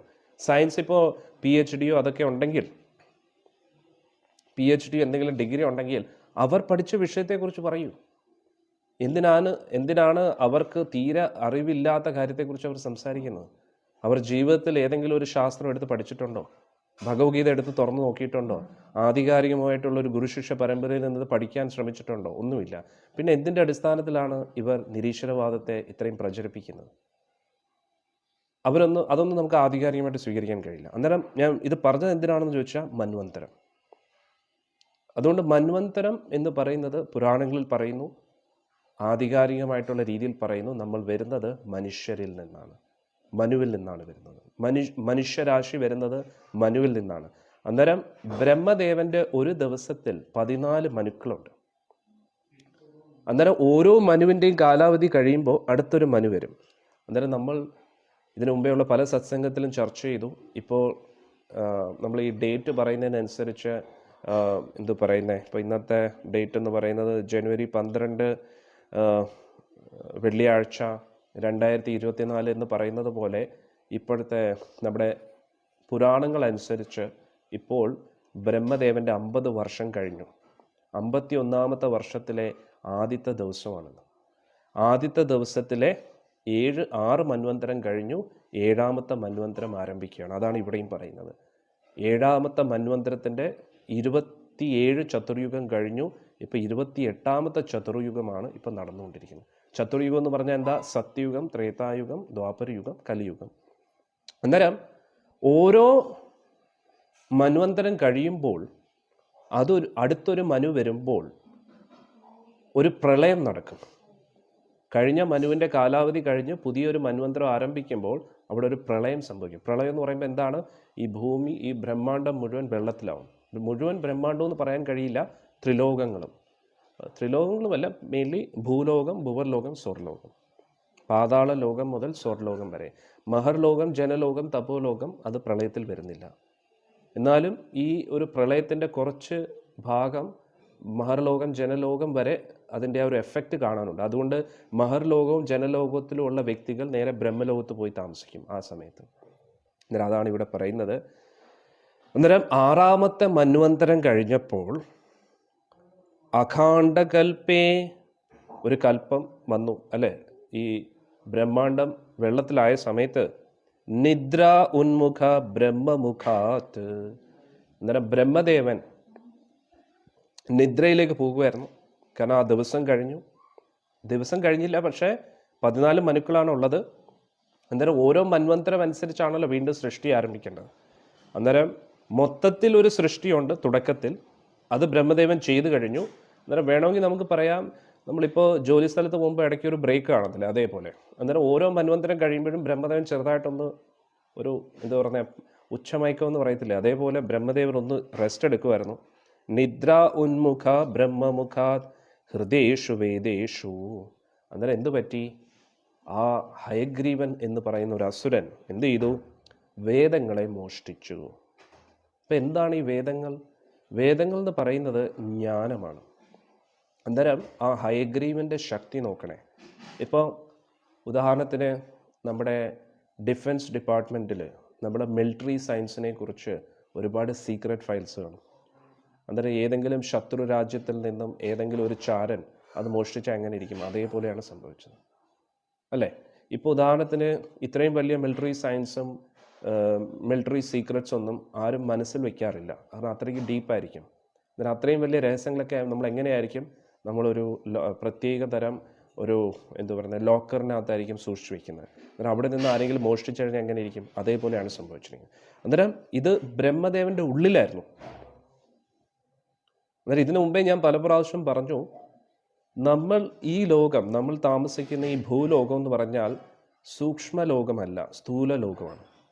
ഇപ്പോൾ ഉദാഹരണത്തിന് ഇന്നത്തെ കാലത്ത് പൊതുവെ ഫയൽ എന്നുള്ള രീതിയിൽ നമ്മൾ സ്റ്റോർ ചെയ്യാറില്ല. ഫയൽ എന്ന് പറഞ്ഞാൽ ഫിസിക്കൽ ഫോമാണ്. പക്ഷേ കമ്പ്യൂട്ടർ ഡിസ്ക് എന്ന് പറഞ്ഞു കഴിഞ്ഞാൽ കമ്പ്യൂട്ടറിനകത്ത് നമ്മൾ എങ്ങനെയാണ് ഒരു പെൻഡ്രൈവ് വഴി സ്റ്റോർ ചെയ്യാൻ പറ്റും, അതിൻ്റെ ഹാർഡ് ഡിസ്കിൽ സ്റ്റോർ ചെയ്യാൻ പറ്റും. അന്നേരം ഫിസിക്കൽ ഫയലിനെക്കാട്ടി സൂക്ഷ്മമാണ് ഡേറ്റ, അല്ലേ? അതായത് ഡേറ്റ ഉണ്ടോയെന്ന് വെച്ചാൽ ഉണ്ട്, പക്ഷേ നമുക്കത് പിടിക്കാൻ കഴിയില്ല, നമുക്കത് കാണാനേ കഴിയൂ, ആക്സസ് ചെയ്യാനേ പറ്റൂ, അതിനെ ഡേറ്റ മാനിപ്പുലേറ്റ് ചെയ്യാനും പറ്റും, എഡിറ്റ് ചെയ്യാൻ പറ്റും. അന്നേരം അതേപോലെ ഉപരിലോകങ്ങളിൽ എല്ലാം മനസ്സിലാണ് ഇരിക്കുന്നത്. പ്രത്യേകിച്ചൊരു ഫയലിൻ്റെ ആവശ്യമില്ല, ഒരു കമ്പ്യൂട്ടറിൻ്റെ ആവശ്യമില്ല, അത്രയ്ക്ക് പവർഫുള്ളാണ് അവർ. അവരുടെ ശരീരം സൂക്ഷ്മമാണ്. അന്നേരം പ്രത്യേകിച്ച് ഒരു സ്റ്റോറേജിൻ്റെ ആവശ്യമില്ല, കമ്പ്യൂട്ടറിൻ്റെ ആവശ്യമില്ല. ഇപ്പം ചില സമയത്ത് തമാശക്കൊക്കെ ചിത്രത്തിനെയൊക്കെ കാണിക്കുമ്പം ഒരു ലാപ്ടോപ്പായിട്ട് ഇരിക്കുന്നതായിട്ടൊക്കെ കാണിക്കാറുണ്ട്. ഡേറ്റാബേസ് ആക്സസ് ചെയ്യുന്നു. ഇപ്പോൾ ആരുടെ നമ്പറാണ് വന്നിരിക്കുന്നത്, ആരെയാണ് പൊക്കേണ്ടത് തൂക്കേണ്ടതെന്ന് യമരാജനോട് ഫയൽ നോക്കിയിട്ട് പറയുന്നു, അല്ലേ? കേസ് സ്റ്റഡിയൊക്കെ എടുത്ത് പറയുന്നു. എന്നാൽ അതേപോലെ അങ്ങനെ ഒരു ലാപ്ടോപ്പിൻ്റെ ആവശ്യമില്ല. അവരുടെ ഉള്ളിൽ എല്ലാം കാണാൻ കഴിയും. ഇപ്പോൾ സഞ്ജയന് ആരാണ് സഞ്ജയൻ? നമ്മുടെ ധൃതരാഷ്ട്രരുടെ തേരാളി, സാരഥി. അന്നേരം സഞ്ജയന് വ്യാസമഹർഷിയുടെ അനുഗ്രഹത്താൽ ഹസ്തിനപുരിയിൽ ഇരുന്നു കൊണ്ട് ഒരേ സമയത്ത് മഹാഭാരതത്തിൽ എന്താണ് നടക്കുന്നതെന്ന് കാണാൻ കഴിയും. അത് നമുക്ക് എങ്ങനെ വിശ്വസിക്കാൻ പറ്റും? ഇപ്പം നമ്മൾ ഇന്ന് ലൈവ് സ്പോർട്സ്, ക്രിക്കറ്റൊക്കെ കാണുന്ന പോലെ എന്തെങ്കിലും ഒരു ക്രിക്കറ്റ് മാച്ച് ലൈവായിട്ട് കാണുകയാണെങ്കിൽ എന്തായിരിക്കും? എത്രയോ ക്യാമറകൾ ചുറ്റുപാടും കാണും. ഒരേ സമയത്ത് എല്ലാ ക്യാമറമാനും പല പല ആംഗിൾസിലൂടെ ക്രിക്കറ്റിൻ്റെ ആ ഷോട്ട് എടുത്തുകൊണ്ടിരിക്കുകയാണ്. അന്നേരം അവിടെ എന്താ പറയുന്നത്, ഏതെങ്കിലും ഒരു സ്റ്റുഡിയോ എവിടെയെങ്കിലും ഇരിക്കുന്ന ഒരു വ്യക്തി, എഡിറ്റ് ചെയ്യുന്ന വ്യക്തി ഏത് ക്യാമറയിലൂടെ ആയിരിക്കും ബെസ്റ്റ് ഷോട്ട്, ആ ബോളിൻ്റെ ബോളിൻ്റെ മൂവ്മെൻറ്റ്സ് ക്യാപ്ചർ ചെയ്യാൻ ഏത് ക്യാമറയാണ് സ്വിച്ച് ചെയ്യേണ്ടത്, ആ ക്യാമറയിലോട്ട് സ്വിച്ച് ആവും. അന്നേരം ഒരേ സമയത്ത് നമുക്ക് ഒരു ക്യാമറയെ നമ്മൾ കാണുന്നുള്ളൂ, പക്ഷെ അത് ഏത് ക്യാമറയും നമുക്ക് അറിഞ്ഞുകൂടാ. എത്രയോ ക്യാമറകൾ ചുറ്റും. പിന്നെ ഒരു ഫ്ലൈയിങ് ക്യാമറ കാണും, ഈ ഇങ്ങനെ ഹെലിക്യാം പോലെ, അങ്ങനെ കുറേ സംഭവങ്ങൾ കാണും. ഡ്രോൺ, അതേപോലെ കുറേ സംഭവങ്ങൾ കാണും. അന്നേരം ബോളിൻ്റെ മൂവ്മെൻറ്റ്സ് അനുസരിച്ച് ഇപ്പം പുതിയ ടെക്നോളജി അനുസരിച്ച് ഒരു ക്യാമറമാൻ ഇരിക്കേണ്ട ആവശ്യമില്ല. ബോളിൻ്റെ മൂവ്മെൻറ്റ്സ് പ്രോഗ്രാം ചെയ്ത് വെച്ചിരിക്കുകയാണ്. അന്നേരം ആ ബോൾ എങ്ങോട്ട് പോകുന്ന ക്യാമറ ഓട്ടോമാറ്റിക്കലി പോകും. അന്നേരം ഇന്ന് ഇതൊക്കെ ഭയങ്കര ടെക്നോളജി ആയിട്ട് വിചാരിക്കുന്നു. പക്ഷേ ഇതിന് എത്രമാത്രം തല പുകഞ്ഞിരുന്ന് ആലോചിക്കണം ഓരോ വ്യക്തികൾക്കും. പക്ഷേ പൂർവ്വ യുഗങ്ങളിൽ ആർക്കും അത്ര മെനക്കെട്ടിരിക്കേണ്ട ആവശ്യമില്ല. അവർക്ക് വളരെ ഈസി ആയിട്ട് അത് ലഭ്യമായിരുന്നു. അത്രയ്ക്ക് അഡ്വാൻസ്ഡ് ടെക്നോളജിയായിരുന്നു നമ്മുടെ. അന്നേരം നമ്മൾ വിചാരിക്കുന്നു ഈ കാലയളവിൽ അടുത്ത കാലം വരെ നടന്നിട്ടുള്ള സാഹചര്യങ്ങൾക്കനുസരിച്ചാണ് നമ്മൾ ഹിസ്റ്ററി എഴുതിയിരിക്കുന്നത്. നമ്മൾ കൂടുതലും പഠിക്കുന്നത് ബ്രിട്ടീഷ് ഹിസ്റ്ററിയാണ്. ബ്രിട്ടീഷുകാർ വന്ന സമയത്ത് നമ്മുടെ ഭാരതം എങ്ങനെയായിരുന്നു, മുഗളന്മാർ വന്നപ്പോൾ നമ്മുടെ ഭാരതം എങ്ങനെയായിരിക്കും. പക്ഷെ അത് ലിമിറ്റഡ് വെർഷനാണ് ഹിസ്റ്ററിയുടെ. നമ്മുടെ ഭാരതീയ ഹിസ്റ്ററി എന്തായിരുന്നു എന്നറിയണമെങ്കിൽ മഹാഭാരതവും രാമായണത്തിൻ്റെ അടിസ്ഥാനത്തിലാണ് നമ്മൾ മനസ്സിലാക്കുന്നത്. അതാണ് യഥാർത്ഥ ഹിസ്റ്ററി. അതായിരുന്നു നമ്മുടെ റിയൽ ഇന്ത്യ. അതുകൊണ്ട് തന്നെയാണല്ലോ മഹാഭാരതം എന്നത് history of great India, history of great Indians. അതായിരുന്നു നമ്മുടെ മഹാഭാരതം. പക്ഷേ നമ്മൾ യങ് ജനറേഷൻ പഠിക്കുന്നതെല്ലാം എന്താണ്? നമ്മൾ എന്താണോ പഠിക്കാൻ നമ്മളെ നിർബന്ധിപ്പിക്കുന്നത്, അല്ലെങ്കിൽ ഇതാണ് ഹിസ്റ്ററി എന്ന് പറഞ്ഞ് നമ്മളെ പഠിപ്പിച്ചുകൊണ്ടിരിക്കുകയാണ്. അത് നമ്മളങ്ങ് സ്വീകരിച്ചുകൊണ്ടിരിക്കുകയാണ്. എന്നിട്ട് അതിൻ്റെ അടിസ്ഥാനത്തിലാണ് നമ്മുടെ ഇന്ത്യ എന്ന് പറഞ്ഞാൽ ഇങ്ങനെയാണ്. കുറേ കാലം മുഗളന്മാർ ഭരിച്ചു, കുറേ കാലം പിന്നെ ബ്രിട്ടീഷുകാർ ഭരിച്ചു, പിന്നെ ഇപ്പോൾ ഒരുവിധം നന്നായി വരുന്നു, സ്വന്തം കാലം നിൽക്കാൻ പഠിച്ചു വരുന്നു. അന്നേരം അതിനു മുമ്പ് എന്ത് വരുന്നത്? കാലൊന്നും ഇല്ലായിരുന്നോ? നമ്മൾ അത്രയ്ക്ക് അധപ്പതിച്ച് കിടന്ന ഇന്ത്യ ആയിരുന്നെങ്കിൽ പിന്നെ എന്തിനാണ് ബ്രിട്ടീഷുകാരും മുഗളന്മാരും ഇത്രയും കഷ്ടപ്പെട്ട് ഇങ്ങോട്ട് വരുന്നത്? നമ്മളോട് ഔദാര്യം കാണിക്കാൻ വേണ്ടിയാണ്? അല്ല. അതാണ് നമ്മൾ മനസ്സിലാക്കേണ്ടത്. അന്നേരം നമ്മൾ ഈ പഠിക്കുന്ന ഹിസ്റ്ററി ഒന്നും യഥാർത്ഥ ഹിസ്റ്ററി അല്ല. നമ്മൾ ആകെ പഠിക്കുന്ന എല്ലാം എന്തുവാണ്? ഇവിടുത്തെ റെവല്യൂഷൻ, അവിടുത്തെ റെവല്യൂഷൻ. നമ്മുടെ ഇവിടെ ഒന്നും റെവല്യൂഷൻ്റെ ആവശ്യം ഇല്ലായിരുന്നു സത്യം പറഞ്ഞാൽ. വിപ്ലവത്തിൻ്റെ ആവശ്യമില്ല. കാരണം എല്ലാം കറക്റ്റാണ്. വിപ്ലവം എവിടെ ആവശ്യം? അനീതി അധർമ്മത്തിനെതിരെയാണ് വിപ്ലവത്തിൻ്റെ ആവശ്യം. ഇവിടെ വിപ്ലവത്തിൻ്റെ ആവശ്യമില്ലെന്ന്, എല്ലാം അടിപൊളിയായിട്ട് നടക്കുകയാണ്. അനീതി അധർമ്മമാണെങ്കിൽ മാത്രമല്ലേ റെവല്യൂഷൻ്റെ ആവശ്യമുള്ളൂ. അന്നേരം കുറേ വിപ്ലവത്തെക്കുറിച്ച് വിപ്ലവകാരികളുടെ മാത്രം ഹിസ്റ്ററി ആയിട്ട് മാറിയിരിക്കുകയാണ്. ഇതിലൊന്നും ഒരു കാര്യമില്ല, അല്ലേ? അന്നേരം നമ്മൾ കുറച്ചും കൂടെ ശാസ്ത്രങ്ങളൊക്കെ പഠിച്ചു കഴിഞ്ഞാൽ, പക്ഷെ നമ്മൾ എന്താണ് ആ ശാസ്ത്രങ്ങളൊക്കെ ഒരു കെട്ടുകഥയായിട്ടും ഈ പൂമ്പാറ്റ കളി കൊടുക്കുക, അല്ലെങ്കിൽ ബാലരമ അത് പഠിക്കുന്ന പോലെയാണ് നമ്മൾ ഈ മഹാഭാരതമൊക്കെ പഠിക്കുന്നത്. അതിലോരോ കെട്ടുകഥകളും ഈ സ്പൈഡർമാൻ, സൂപ്പർമാൻ എന്നുള്ള രീതിയിലാണ്. അങ്ങനെയൊന്നുമില്ല. നമ്മുടെ യഥാർത്ഥ ഭാരതീയരുടെ കഥയാണത്. പാണ്ഡവരെന്ന് പറയുന്നത് ഭാരതീയരായിരുന്നു. ഈ വലിയ വലിയ ചക്രവർത്തിമാരെ, അവരൊക്കെ ഭാരതീയരായിരുന്നു. അവരെല്ലാം ഇന്ത്യൻസാണ്. പിന്നെ ഇന്ത്യ എന്ന് പറഞ്ഞാൽ എന്താ? നമ്മുടെ ഈ രാജ്യം മാത്രമല്ല, ഈ ലോകം മുഴുവൻ ഇന്ത്യയായിരുന്നു. ഇത് കേട്ട് കഴിഞ്ഞാൽ എല്ലാവരും വിചാരിക്കും ശരിക്കും സ്വാമിക്ക് വട്ടാണ്. അന്നേരം നമ്മുടെ ഭാരതഖണ്ഡമായിരുന്നു നമ്മുടെ ഈ ലോകം എന്ന് പറയുന്നത്. ഈ ഭാരതഖണ്ഡം ഭാരതവർഷത്തിലെ ഭാഗമായിരുന്നു. എന്തായാലും നമുക്ക് ചർച്ച മുന്നോട്ട് തുടങ്ങാം. എന്തിനാണ് നമ്മൾ ഇതൊക്കെ പറഞ്ഞത്? ഒരു ശ്ലോകത്തിൽ ഒരു വാക്കിന് വേണ്ടിയാണ് മന്വന്തരം. വേണമെങ്കിൽ നമുക്കിതൊക്കെ സ്കിപ്പ് ചെയ്യാം അല്ലേ? 10 ശ്ലോകം എടുക്കാൻ 10 മിനിറ്റ് എടുക്കും. മോനെ മെല്ലെ സംസാരിക്കും മോനെ. 10 ശ്ലോകം എടുക്കാൻ 10 മിനിറ്റ് മതി. പക്ഷേ അതിൽ നമ്മൾ എന്ത് മനസ്സിലാക്കാനാണ് അല്ലേ? എത്രയോ വർഷങ്ങളായിട്ട് നമ്മൾ ഭാഗവതവും നാരായണീയം പഠിക്കുന്നു. പക്ഷേ ഞാനും അങ്ങനെ പഠിച്ചിട്ടുണ്ട്. പക്ഷേ ആധികാരികമായിട്ടുള്ള ഗുരുശിഷ്യ പരമ്പരയിലൂടെ പ്രഭുപാദ്ജിയിലൂടെയും ഗുരു മഹാരാജിലൂടെയും ലഭിക്കുമ്പോഴാണ് നമുക്ക് ഇത്രയും ഡീപ്പായിട്ട് പോകാൻ കഴിയുന്നത്. അതെല്ലാവർക്കും ഓക്കെ അല്ലേ? ബോറടിക്കുന്നില്ലല്ലോ? ഭയങ്കര ഇൻട്രസ്റ്റിംഗ് അല്ലേ? അതാണ്, ഭയങ്കര അടിപൊളിയാണ് ശാസ്ത്രങ്ങളൊക്കെ. ചുമ്മാ മന്വന്തരം എന്ന് പറഞ്ഞാൽ ആരും എഴുതാറില്ല. മേൽപ്പത്തൂർ നാരായണ ഭട്ടതിരിപ്പാടിനെ നോക്കിക്കഴിഞ്ഞാൽ ഒരു ഷർട്ട് പോലും ഇടാറില്ല. ഒരു മുണ്ടും എടുത്തിട്ട് ഒരു തോളയിലും ഇതുണ്ട്. പക്ഷേ ഭയങ്കര ബ്രില്യൻ്റ് ആളാണ്.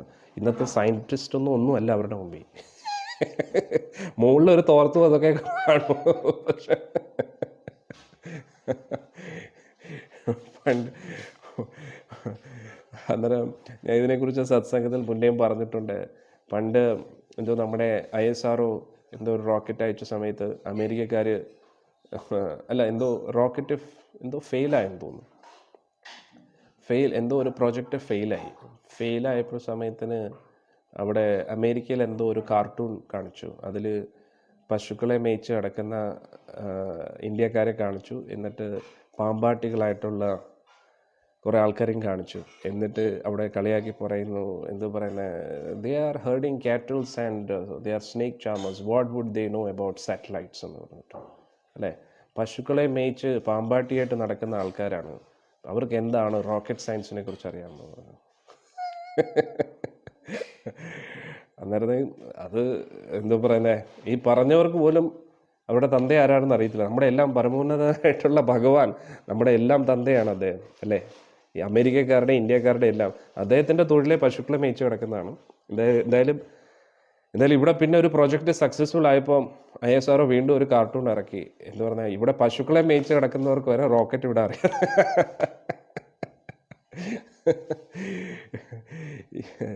അന്നേരം അങ്ങനെ അതിമനോഹരമായിട്ട് കാണിച്ചിരുന്നു. എന്തായാലും ഞാൻ പറഞ്ഞതിൻ്റെ അർത്ഥം, ഇത് പൊതുവെ നമ്മൾ ഹിന്ദുത്വം എന്ന് വികാരഭരിതരായിട്ട് പറയുന്ന വ്യക്തികൾ, അവരെ എനിക്ക് അത്ര ഇഷ്ടമല്ല. ഹിന്ദുത്വം എന്ന് പറഞ്ഞൊരു സംഭവമില്ല. ഇനി ചില വ്യക്തികൾ ഇലക്ഷന് വേണ്ടി വോട്ടിന് വേണ്ടി സനാതന ധർമ്മം എന്ന് പറഞ്ഞ് നടക്കാറുണ്ട്. ഇതെല്ലാം മാറ്റി വെച്ചിട്ട് ഇലക്ഷനും വോട്ടും അതൊക്കെ മാറ്റി വെച്ച് കുറച്ചും കൂടി ഡീപ്പായിട്ട് ചിന്തിക്കും. നമ്മൾ അതിനൊന്നും വേണ്ടിയല്ല ഈ സനാതനധർമ്മം സ്വീകരിക്കേണ്ടത്. എന്ത് പറഞ്ഞേ, സനാതനധർമ്മം എന്ന് പറയുമ്പോൾ ഹിന്ദുത്വം മാത്രമല്ല അവിടെ വരുന്നത്. അതിൽ ക്രിസ്ത്യ മതവും വരും, അതിൽ ഇസ്ലാമിക മതവും വരും, എല്ലാം അതിനകത്ത് ഉൾപ്പെടുന്നതാണ്. അന്നേരം നമ്മൾ ഹിന്ദുത്വം അല്ലെങ്കിൽ സനാതനധർമ്മം എന്ന് പറഞ്ഞിട്ട് നമ്മൾ ഹിന്ദുത്വം മാത്രം ഫോളോ ചെയ്യുകയാണെങ്കിൽ പിന്നെ നമ്മളും അവരുമായിട്ട് എന്താ വ്യത്യാസം? എന്നിട്ട് real religion means religion of the soul, ആത്മാവിൻ്റെ മതം. അതാണ് നമ്മൾ പഠിക്കേണ്ടത്, ആത്മീയത. അന്നേരം അതാണ് റിയൽ സയൻസ്, അതാണ് നമ്മൾ മനസ്സിലാക്കേണ്ടത്. അന്നേരം ഇവിടെ പുരാഹയഗ്രീവ മഹാസുരേണ ഷഷ്ടാന്തരാന്തോദ്ധ്യത അഖാണ്ഡകൽപേ. അന്നേരം മന്വന്തരം കഴിഞ്ഞപ്പോൾ നൈമിത്തിക പ്രളയം വന്നു അല്ലേ? നിദ്ര ഉന്മുഖ ബ്രഹ്മമുഖാത്. അന്നേരം ഞാൻ നേരത്തെ പറഞ്ഞു, ഒന്നും കൂടെ ആലോചിക്കുക. എന്താണ്? നമ്മൾ കമ്പ്യൂട്ടറിൽ നിന്ന് ഹാർഡ് ഡിസ്ക് അടിച്ചു മാറ്റി എങ്ങനെ ഇരിക്കും അല്ലേ? അന്നേരം ഒന്നും കൂടെ ആലോചിക്കുക. കാരണം കമ്പ്യൂട്ടറിൽ നിന്ന് കാരണം നമ്മുടെ ഇപ്പോഴത്തെ എല്ലാ ഡേറ്റയും, നമ്മളിപ്പോൾ മൊബൈൽ ഫോൺ യൂസ് ചെയ്യുന്നു, നമ്മൾ ഫേസ്ബുക്ക് യൂസ് ചെയ്യുന്നു, നമ്മൾ ഡെയിലി പിക്ചേഴ്സ് അപ്ലോഡ് ചെയ്യുന്നു. ഇപ്പം നമ്മുടെ വീഡിയോ തന്നെ ഈ പേജിൽ എല്ലാ ദിവസവും അപ്ലോഡ് ചെയ്യും. ഇതൊക്കെ എവിടെയാണ് സ്റ്റോർ ചെയ്തിരിക്കുന്നത്? ഫേസ്ബുക്കിൻ്റെ ഹാർഡ് ഡിസ്കിലാണ്. ഒന്നാലോചിച്ചോ. അതിൽ നിന്ന് ആരെങ്കിലും അടിച്ചു മാറ്റി കഴിഞ്ഞാൽ എന്ത് ചെയ്യും? പേജേ ഇല്ല. പേജില്ല. പിന്നെ ഒന്നാലോചിച്ച് നോക്കും. അത്രയേ ഉള്ളൂ നമ്മുടെയൊക്കെ കാര്യം അല്ലേ? അന്നേരം അതേപോലെ നമ്മൾ വിചാരിക്കുന്ന എല്ലാം നമ്മുടെ മൊബൈലിലാണ്. നമ്മുടെ മൊബൈലിലല്ലല്ലോ. എല്ലാം നമ്മൾ ഫേസ്ബുക്കിനെ വിശ്വസിച്ച് ഫേസ്ബുക്കിലോട്ട് അപ്ലോഡ് ചെയ്തുകൊണ്ടിരിക്കുകയാണ്. ഫേസ്ബുക്കിൻ്റെ ഹാർഡ് ഡിസ്കിൽ എന്തെങ്കിലും സംഭവിച്ചാൽ തീർന്നു, എല്ലാം തീർന്നു അല്ലേ? അന്നേരം അതേപോലെ ബ്രഹ്മദേവൻ്റെ കാര്യത്തിൽ എന്ത് പറ്റി? ബ്രഹ്മദേവൻ്റെ ആ സൂക്ഷ്മ ഹാർഡ് ഡിസ്കിൽ നിന്നും എല്ലാ ഫയൽസും അടിച്ചു മാറ്റി, എല്ലാം ഡിലീറ്റ് ചെയ്തു. അതാണ് ഹൈഗ്രീവൻജി. ഇപ്പം മനസ്സിലായല്ലോ അല്ലേ? അല്ലെങ്കിൽ പിന്നെ ബ്രഹ്മദേവൻ നിന്ന് വേദങ്ങൾ മോഷ്ടിച്ചു. അതിന് വേദങ്ങൾ എഴുതിയിട്ടില്ലല്ലോ സ്വാമിജി, പിന്നെ എങ്ങനെയാണ് അത് മോഷ്ടിച്ചതെന്ന്. അന്നേരം നമ്മൾ ഈ രീതിയിൽ മനസ്സിലാക്കാം. കാരണം നമ്മൾ അത്രയ്ക്ക് മന്ദബുദ്ധികളാണ്. എല്ലാം നമ്മൾ ഇന്നത്തെ രീതിയിൽ മനസ്സിലാക്കിയെങ്കിൽ മാത്രമേ നമുക്ക് പറ്റൂ, അല്ലേ?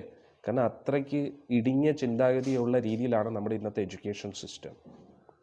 അതുകൊണ്ട് ഉയർന്ന് ചിന്തിക്കാൻ നമുക്ക് പറ്റുന്നില്ല. അതുകൊണ്ട് നമ്മൾ ഇങ്ങനെയൊക്കെ മനസ്സിലാക്കിയേ പറ്റൂ, അല്ലേ? അന്നേരം ബ്രഹ്മദേവനിൽ നിന്നും എല്ലാ വേദങ്ങളും അടിച്ചു മാറ്റി ആര് ഉറങ്ങി കിടക്കുന്ന സമയത്ത് ഹൃതേഷു വേദേഷു അതിസ്വകില മത്സ്യരൂപം. അന്നേരം ഭഗവാൻ ഒരു മത്സ്യരൂപം എടുത്തു. ചില പുരാണങ്ങളിൽ ഭഗവാൻ ഹയഗ്രീവ മൂർത്തിയായിട്ട് വന്നു എന്ന് പറയുന്നു. അതായത് കുതിരയുടെ മുഖത്തോടു കൂടി. എന്നിട്ട് ആ വേദങ്ങളെ വീണ്ടും തിരിച്ചു കൊടുക്കുന്നു ബ്രഹ്മദേവന്. എന്നിട്ട് ഭഗവാൻ അനുഗ്രഹിക്കുവാണ് സരസ്വതി ദേവിയെ, ഇനി മുതൽ വിദ്യാദേവത ദേവിയായിരിക്കും എന്ന് പറഞ്ഞിട്ട്. അന്ന് മുതലാണ് വിദ്യയുടെ ദേവത സരസ്വതി ദേവി ആയതെന്ന് പറയുന്നു. പിന്നെ മത്സ്യമൂർത്തിയായിട്ടും പറയുന്നു. ഭാഗവതത്തിൽ മത്സ്യമൂർത്തിയായിട്ടാണ് പറയുന്നത്. കാരണം രണ്ട് പ്രത്യേക മന്വന്തരങ്ങളിൽ നടന്നിട്ടുള്ള കഥയായിരിക്കാം, ചരിത്രമായിരിക്കാം. രണ്ടും സംഭവിച്ചിട്ടുണ്ട്, അല്ലേ? എന്തായാലും നമുക്ക് ആളെന്തായാലും ഒന്നാണ്. മത്സ്യരൂപം എടുത്താലും ഹയഗ്രീവ രൂപം എടുത്താലും ഒരാൾ തന്നെയാണ്, അല്ലേ? അത് അന്നേരം നമുക്ക് നാരായണീയത്തിൽ പറഞ്ഞ പോലെ മത്സ്യരൂപമായിട്ട് തന്നെ സ്വീകരിക്കാം. ഇങ്ങനെ ഭഗവാൻ മത്സ്യരൂപം എടുത്തു, അല്ലേ? എന്നിട്ട് എന്തായി? രണ്ടാമത്തെ ശ്ലോകത്തിലേക്ക് കിടക്കാം. സത്യവ്രതസ്യ. അന്നേരം ഒരു ഋഷി ഉണ്ടായിരുന്നു, സത്യവ്രതൻ. ദ്രമില അധിഭർത്തു. ദ്രമില രാജ്യത്തിലെ രാജാവായിരുന്നു അദ്ദേഹം. നദീ ജലേ. ഇത് വളരെ എനിക്ക് ഇഷ്ടപ്പെട്ട ഒരു ലീല കേട്ടോ, ഭയങ്കര രസമാണ്, എല്ലാവരും കേൾക്കൂ. നദീ ജലേ. അന്നേരം കൃതമാല എന്ന് പറയുന്ന ഒരു നദിയുടെ തീരത്തായിട്ട്. ഇതൊക്കെ എവിടെയാണെന്ന് വെച്ചാൽ നമുക്ക് പറയാൻ പറ്റത്തില്ല. കാരണം എന്താ, നമ്മുടെ ഈ ഭൂമിക്കും പുറത്തുള്ള കാര്യങ്ങളാണ് പറയുന്നത്. തർപ്പയതാ ദദാനീം. തർപ്പണങ്ങൾ ചെയ്തുകൊണ്ടിരിക്കുകയാണ്. രാവിലെ ബ്രാഹ്മണരൊക്കെ ഗായത്രി ചെയ്യത്തില്ലേ, നദിയിൽ ഇങ്ങനെ കുളിച്ചതിന് ശേഷം ഇങ്ങനെ തർപ്പണം ജലം സ്വീകരിച്ചിട്ട് സമർപ്പിക്കും, അല്ലേ? ഇപ്പോൾ ഉദാഹരണത്തിന് നമ്മൾ നിവേദ്യമായിട്ട് സമർപ്പിക്കത്തില്ലേ ഭഗവാന്റെ മുമ്പിൽ ഭക്ഷണം. ആ ഭക്ഷണം എവിടെ നിന്നാണ് വരുന്നത്? ഭഗവാനിൽ നിന്നാണ്, അല്ലേ? എന്നിട്ട് ആ ജലം എവിടെ നിന്നാണ് വരുന്നത്? ഭഗവാൻ. പക്ഷേ നമ്മുടെ ഒരു റെസ്പെക്റ്റ് എന്നുള്ള രീതിയിൽ നമ്മൾ ഭഗവാന് ജലം സമർപ്പിക്കുന്നു. അതേപോലെ ഗായത്രി ജപിക്കുമ്പോൾ ജലം സൂര്യദേവന് സമർപ്പിക്കുന്നു, ഗായത്രി ജപിച്ചിട്ട്. കാരണം ഈ പ്രാവശ്യത്തെ സൂര്യദേവൻ ആരാ? സാക്ഷാൽ ഭഗവാൻ തന്നെയാണ്. കാരണം സൂര്യദേവന്റെ സ്ഥാനത്തിരിക്കാൻ യോഗ്യനായിട്ട് ആരും ഇല്ലായിരുന്നു. അതുകൊണ്ട് ഭഗവാൻ തന്നെ സൂര്യദേവന്റെ സ്ഥാനം നിർവഹിക്കുകയാണ്. അന്നേരം എല്ലാ ദിവസവും രാവിലെ സൂര്യദേവനെ കാണുന്നത് സാക്ഷാൽ ശ്രീമദ് നാരായണനെ കാണുന്നതിന് തുല്യമാണ്, സൂര്യനാരായണൻ, അല്ലേ? അന്നേരം നമ്മൾ പ്രാർത്ഥിക്കുന്ന അദ്ദേഹത്തിന് മനസ്സിലാക്കാനും കഴിയും. അടിപൊളി, അല്ലേ? അന്നേരം ഇവിടെ തർപ്പണങ്ങൾ ചെയ്തുകൊണ്ടിരിക്കുക, ജലം ഇങ്ങനെ സമർപ്പിച്ചുകൊണ്ടിരിക്കുക. അങ്ങനെ കര അഞ്ചലോ. അന്നേരം തർപ്പണം ചെയ്യുമ്പോൾ ഇങ്ങനെ ജലം ഇങ്ങനെ സ്വീകരിച്ചു ഇങ്ങനെ ചെയ്യുക. അന്നേരം എന്താ സംഭവിച്ചത്? സഞ്ജബലിതാകൃതി. അതിതേജസ്സോട് കൂടി ത്വം അദൃശ്യത. അങ്ങ് വന്നു. കശ്ചന ബാലമീന. ബാലമീന, ഒരു ബാലമീനം, അല്ലേ? ഒരു കൊച്ചു മീൻ. അന്നേരം ഇങ്ങനെ കയ്യിലെടുത്തപ്പോഴത്തേക്ക് ഒരു കുഞ്ഞു മീൻ, സുവർണ നിറത്തിൽ, നല്ല തിളക്കമുള്ള ഗോൾഡൻ ഫിഷ്. ഇന്ന് കാണുന്ന അക്വേറിയത്തിലൊക്കെ നമ്മൾ കാണുന്ന, അല്ലെങ്കിൽ നമ്മൾ കടയിൽ നിന്ന് മേടിക്കുന്ന അലങ്കാര മത്സ്യത്തിൻ്റെ ഗോൾഡൻ ഫിഷ് അല്ല, ഇത് തനി ഗോൾഡൻ ഫിഷ്. ഭയങ്കര അട്രാക്റ്റീവ്. ശ്രീകൃഷ്ണ ഭഗവാൻ ഏത് രൂപം എടുത്താലും ഭയങ്കര ആകർഷണമായിരിക്കും, അല്ലേ? അന്നേരം ഭഗവാൻ മത്സ്യരൂപത്തിൽ വന്നപ്പോൾ ഭയങ്കര ആകർഷണമായിരുന്നു, ചെറിയൊരു മത്സ്യമായിട്ട്. പിന്നെ എന്തു പറ്റി? ക്ഷിപ്തജലേ. വീണ്ടും ഇട്ടു. അന്നേരം അദ്ദേഹം വിചാരിച്ചു, എന്തോ ഞാനിങ്ങനെ തർപ്പണം ചെയ്തപ്പോൾ എന്തോ ഒരു മീൻ അറിയാതെ വന്നതാണ്. വീണ്ടും തിരിച്ചിട്ടു. ത്വാ ചകിത വിലോക്യ. അന്നേരത്തേക്ക് ഉടനെ ആ മത്സ്യം ഭയപ്പെട്ടു. എന്നിട്ട് എന്താ പറയുക? നിന്യ അമ്പുപാത്രേണ. പറഞ്ഞു, അയ്യോ രാജാവേ, എന്നെ ഉപേക്ഷിക്കരുത്, എന്നെ വലിയ മത്സ്യങ്ങളൊക്കെ ഭക്ഷിക്കും, എന്നെ രക്ഷിക്കൂ എന്ന് പറഞ്ഞപ്പോൾ ഉടനെ എന്ത് ചെയ്തു? അദ്ദേഹത്തിൻ്റെ കമണ്ടലു, അല്ലേ? നിന്യേ അമ്പുപാത്രേണ. ആ കമണ്ടലുവിൽ മത്സ്യത്തെ ഇട്ടു. മുനി സ്വഗേഹം. എന്നിട്ട് ഋഷി എന്ത് ചെയ്തു? അദ്ദേഹത്തിൻ്റെ ഭവനത്തിലേക്കുണ്ട്. സ്വൽപ അഹോബി. അദ്ദേഹം സത്യവ്രത മുനി യഥാർത്ഥ രാജാവായിരുന്നു, രാജഋഷിയായിരുന്നു. അദ്ദേഹത്തിൻ്റെ കൊട്ടാരത്തിലാണ് കൊണ്ടുവന്നത്. സ്വൽപ അഹോബി. കുറച്ച് ദിവസം കഴിഞ്ഞപ്പോൾ എന്ത് പറ്റി? കലശീഞ്ച കൂപം. അന്നേരം എന്തായി? പിന്നെ കുറച്ച് കഴിഞ്ഞപ്പോൾ ആ കമണ്ടൽ മുഴുവൻ നിറഞ്ഞു നിൽക്കുന്നു. അടുത്ത ദിവസം നോക്കിയപ്പോൾ അന്നേരത്തേക്ക് പറഞ്ഞു, രാജാവേ, എനിക്ക് ഭയങ്കര വിമിഷ്ടം ഇവിടെ, എനിക്ക് ഏതെങ്കിലും ഒരു വലിയ പാത്രത്തിൽ നിറയ്ക്കുമോ അല്ലേ? അന്നേരത്തേക്ക് ഉടനെ വീണ്ടും വലിയൊരു കുടത്തിനകത്തിട്ടു. പിറ്റേന്ന് നോക്കിയപ്പോൾ കുടം മുഴുവൻ നിറഞ്ഞിരിക്കുന്നു. പിന്നെ ഒരു കിണറ്റിനകത്തിട്ടു, അതും മുഴുവൻ നിറഞ്ഞു. പിന്നെ വലിയൊരു കുളത്തിലിട്ടു, കുളം മുഴുവൻ നിറഞ്ഞു. നോക്കണേ, അങ്ങനെ എന്താ പറ്റുന്നത്? വാപീസരച്ച ആനശിഷേ വിഭോത്വം. അങ്ങനെ ഭഗവാന്റെ വലിപ്പം അങ്ങോട്ട് കൂട്ടിക്കൊണ്ടേയിരുന്നു. അവസാനം ആള് സമുദ്രത്തിൽ കൊണ്ടിടുകയാണ്. സമുദ്രത്തിൽ ഇട്ടപ്പോൾ സമുദ്രം മുഴുവൻ നിറഞ്ഞു. അന്നേരത്തേക്ക് പറഞ്ഞു, ഇത് എന്തായാലും നിസ്സാരമാണല്ലേ. അന്നേരത്തേക്ക് പറഞ്ഞു, യോഗപ്രഭാവാത് ഭവത് ആജ്ഞയേവ നീതത്തതത്വം മുനിനാ പയോധിം പൃഷ്ടമുന കൽപദൃശ്യമേനം സപ്താഹം ആസ്വ ഇതി വദനായസി.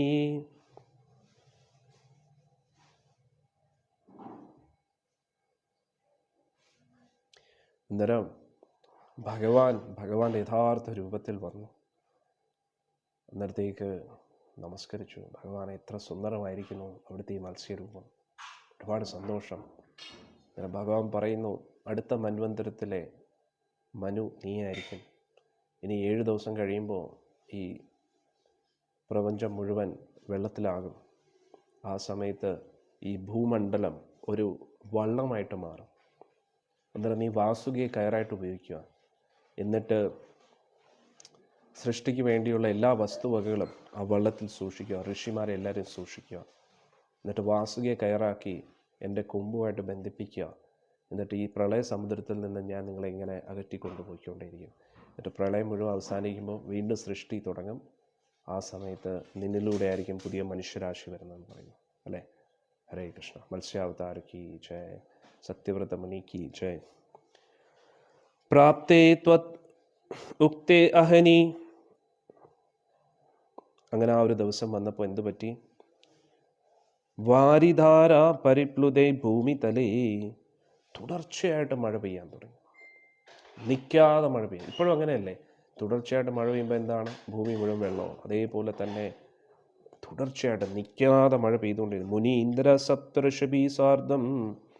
സപ്തഋഷികളും എല്ലാ സജ്ജനങ്ങളും എല്ലാവരും കൂടെ അപാരവാരിണി ഉദ്ധൂർണമാന. അങ്ങനെ കരയെന്ന് പറഞ്ഞൊരു സംഭവമേ ഇല്ല. എല്ലാം സമുദ്രം മാത്രം. ശരണയയോത്വം. എല്ലാവരും അങ്ങേ ആശ്രയം സ്വീകരിച്ചു. ധരാത്വത് ആദേശകരീം. ഭൂമി ദേവി എന്ത് ചെയ്തു? ഒരു വള്ളമായിട്ട് മാറി, ഒരു കപ്പൽ പോലെ മാറി. അവാപ്താം നൗ രൂപിണം. ഒരു വള്ളമായിട്ട് മാറി. ആരൂരുഹം തദാത്തേ. എല്ലാവരും അതിൽ കയറിയിരുന്നു. തത്കമ്പകംപ്രേഷു. പക്ഷേ സമുദ്രത്തിൻ്റെ ആ തിരമാലകൾ കാരണം വള്ളം ഇങ്ങനെ ആടിക്കൊണ്ടിരിക്കുകയായിരുന്നു. തത്കമ്പകംപ്രേഷു. എല്ലാവരും ഭയപ്പെട്ടിരിക്കുകയാണ്. ച തേഷു. ആ സമയത്ത് അങ്ങ് ഭൂയത്വം. അങ്ങ് വീണ്ടും ആംബുദേ അവിർഭൂ. സമുദ്രത്തിൽ എന്ന് പറഞ്ഞ് ഡോൾഫിൻ ചാടുന്ന പോലെ ഭഗവാൻ ചാടി ഇങ്ങനെ വന്നു. മഹീയൻ. അതിവലിപ്പമുള്ള ബ്രഹ്മാണ്ടം മുഴുവൻ നിറഞ്ഞ്. എന്തായിരിക്കും? ഒന്ന് ധ്യാനിച്ചു നോക്കൂ ആ രൂപത്തെ അല്ലേ. സാധാരണ മത്സ്യത്തിൽ നീന്തുന്ന കാണാൻ തന്നെ എന്ത് രസമായിരിക്കും. അന്നേരം ഭഗവാൻ മത്സ്യരൂപം എടുത്ത് എന്ത് ആകർഷണമായിരിക്കും അല്ലേ. അതിമനോഹരമായിട്ടുള്ള സുവർണ്ണ നിറത്തിലുള്ള മത്സ്യരൂപം എടുത്ത് അതിമനോഹരമായിട്ടുള്ള സുവർണ്ണ മത്സ്യത്തിൻ്റെ ആകൃതിയിൽ ഇരുന്നിട്ട് ഭഗവാൻ ഒറ്റച്ചാട്ടം. എന്നിട്ട് എന്ത് ചെയ്തു? ജഷാകൃതി യോജന ലക്ഷ ദീർഘ. അന്നേരം ഇവിടെ പറയുന്നു 1 യോജന നീളമുണ്ടായിരുന്നു ഭഗവാൻ. ഇദ്ദേഹം തന്നെ എല്ലാം ചിരിച്ച് കേട്ടോണ്ടിരിക്കുന്നു അല്ലേ. 12 ലക്ഷം കിലോമീറ്റർ ആയിരുന്നു ഭഗവാന്റെ നീളം. അന്നേരം ജഷാകൃതിയും. അന്നേരം ഈ 1 ലക്ഷം യോജന എന്ന് പറയുന്ന ഭഗവാന്റെ സ്ഥിരം ഒരു സംഖ്യയാണെന്ന് തോന്നുന്നു അല്ലേ. നരസിംഹസ്വാമിയായിട്ട് വരുമ്പോഴും 1 ലക്ഷം യോജനയാണ്. കൂർമ്മ അവതാരം എടുക്കുമ്പോഴും 1 ലക്ഷം വ്യാപ്തിയാണ് ഭഗവാൻ. അന്നേരം ഇപ്പോൾ ഇവിടെ പറയുന്നു മത്സ്യാവതാരം എടുത്തപ്പോഴും എത്രയായിരുന്നു? 1 ലക്ഷം യോജനയായിരുന്നു. ഒന്നാലോചിച്ചു. ജഷാകൃതിം യോജന ലക്ഷ ദീർഘ. നീളത്തിൽ ഭഗവാൻ 1 ലക്ഷം യോജനയായിരുന്നു. ദദാനം ഉച്ചൈ തര തേജസം. എല്ലാവരും ഭഗവാനെ സ്തുതിക്കാൻ തുടങ്ങി. ത്വാം നിരീക്ഷ തുഷ്ട മുനയാ, അങ്ങേ കണ്ടപ്പം തന്നെ എല്ലാവർക്കും ഭയം എല്ലാം മാറി. ത്വത് ഉക്തയാ, ഭഗവാൻ പറഞ്ഞു ത്വത് തുംഗ ശൃംഗേ. അന്നേരം ഭഗവാൻ നല്ലൊരു കൊമ്പും ഉണ്ടായിരുന്നു. ഭഗവാന്റെ ആ ശിരസിൻ്റെ ആ ഭാഗത്ത് നല്ല നീളമുള്ളൊരു കൊമ്പും ഉണ്ടായിരുന്നു. തരണീ ബബുദ്ധോ ബബുന്ധോ. അന്നേരം ഭഗവാൻ പറഞ്ഞു ആ കൊമ്പുമായിട്ട് വാസുകിയെ ബന്ധിപ്പിക്കാൻ പറഞ്ഞു. ആകൃഷ്ടനൗക മുനിമണ്ഡലായ പ്രദർശയൻ. അന്നേരം മുനിമാരുടെ ഒരു കൂട്ടം ആ വള്ളത്തിൽ ഇരിക്കുകയാണ്. എന്നിട്ട് ഭഗവാൻ ആ വള്ളത്തെ വലിച്ചുകൊണ്ട് പോവുകയാണ്. വിശ്വജഗത് വിഭാഗാൻ. ഭഗവാൻ പല പല സ്ഥലങ്ങൾ, എത്ര സുന്ദരമായിരിക്കും അല്ലേ? ഭഗവാനുമായിട്ടൊരു ബോട്ടിങ്ങിന് പോയി കഴിഞ്ഞാൽ എങ്ങനെ ഇരിക്കും അല്ലേ? അടിപൊളിയായിരിക്കും. ഭഗവാനുള്ളപ്പോൾ എന്താ ഭയം അല്ലേ? അന്നേരം അതേപോലെ ഋഷിമാരെല്ലാം എല്ലാ ടെൻഷനും മാറി. എന്തോ ഇത്രയും വലിയ പ്രളയം നടക്കുമ്പോഴും അവർക്കൊരു ബോട്ടിങ്ങിൻ്റെ സുഖമാണ് കിട്ടിക്കൊണ്ടിരുന്നത് അല്ലേ? അന്നേരം എന്തോ ഒരു ടൂറിന് പോയതുപോലെ വീടും കുടിയും എല്ലാം പോയി. എല്ലാ കൊട്ടാരം എല്ലാം വെള്ളത്തിലായി. എന്നിട്ട് ഋഷിമാർക്കൊരു ദുഃഖമൊന്നുമില്ല, അവർ വളരെ ഹാപ്പിയാണ്. അവരെന്തോ ടൂറിന് പോയിട്ട് എന്തോ ബോട്ടിങ്ങിന് പോയതുപോലെയാണ് അവർക്ക് തോന്നുന്നത്. ഇതാണ് ഭഗവാന്റെ പ്രത്യേകത. ഭഗവാന്റെയും ഭക്തരുടെയും പ്രത്യേകത ഇങ്ങനെയാണ് അല്ലേ? ഭഗവാനാണെങ്കിൽ തീരെ ടെൻഷനില്ല, ഭക്തർക്കാണെങ്കിൽ ഒട്ടും ടെൻഷനില്ല. അവരുടെ കയ്യിൽ നിന്ന് എന്ത് ഉണ്ടെങ്കിലും എന്തില്ലെങ്കിലും അവരെപ്പോഴും ഹാപ്പിയാണ്. ഒന്ന് ആലോചിച്ചോക്കണേ, അങ്ങനെ ഉണ്ടാവാതെ ഇരിക്കട്ടെ. പക്ഷേ നമ്മുടെ വീടും ഇതെല്ലാം വെള്ളത്തിലാവുമ്പോഴത്തേക്ക് ഒരാൾ ബോട്ടുമായിട്ട് നമുക്ക് ബോട്ടിങ്ങിന് പോകാമെന്ന് പറഞ്ഞാൽ എങ്ങനെ?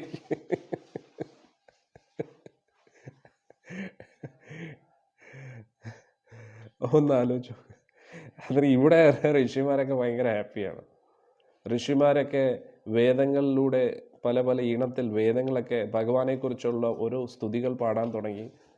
അന്നേരം നല്ല ബോട്ടിങ്ങിന് എന്തോ സിനിമയിൽ ഓരോ പാട്ടിട്ടിട്ട് പോകുന്ന പോലെയായിരുന്നു, മനസ്സിലായി?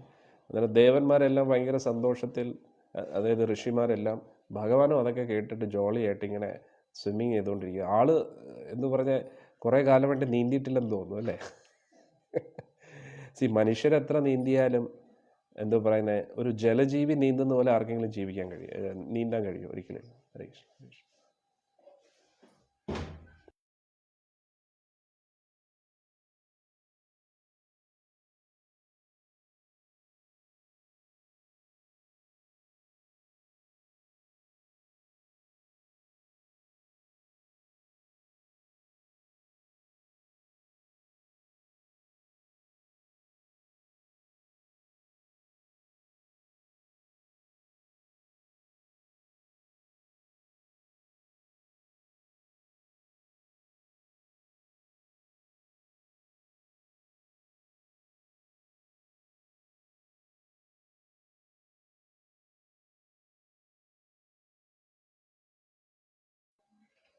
ഹരേ കൃഷ്ണ.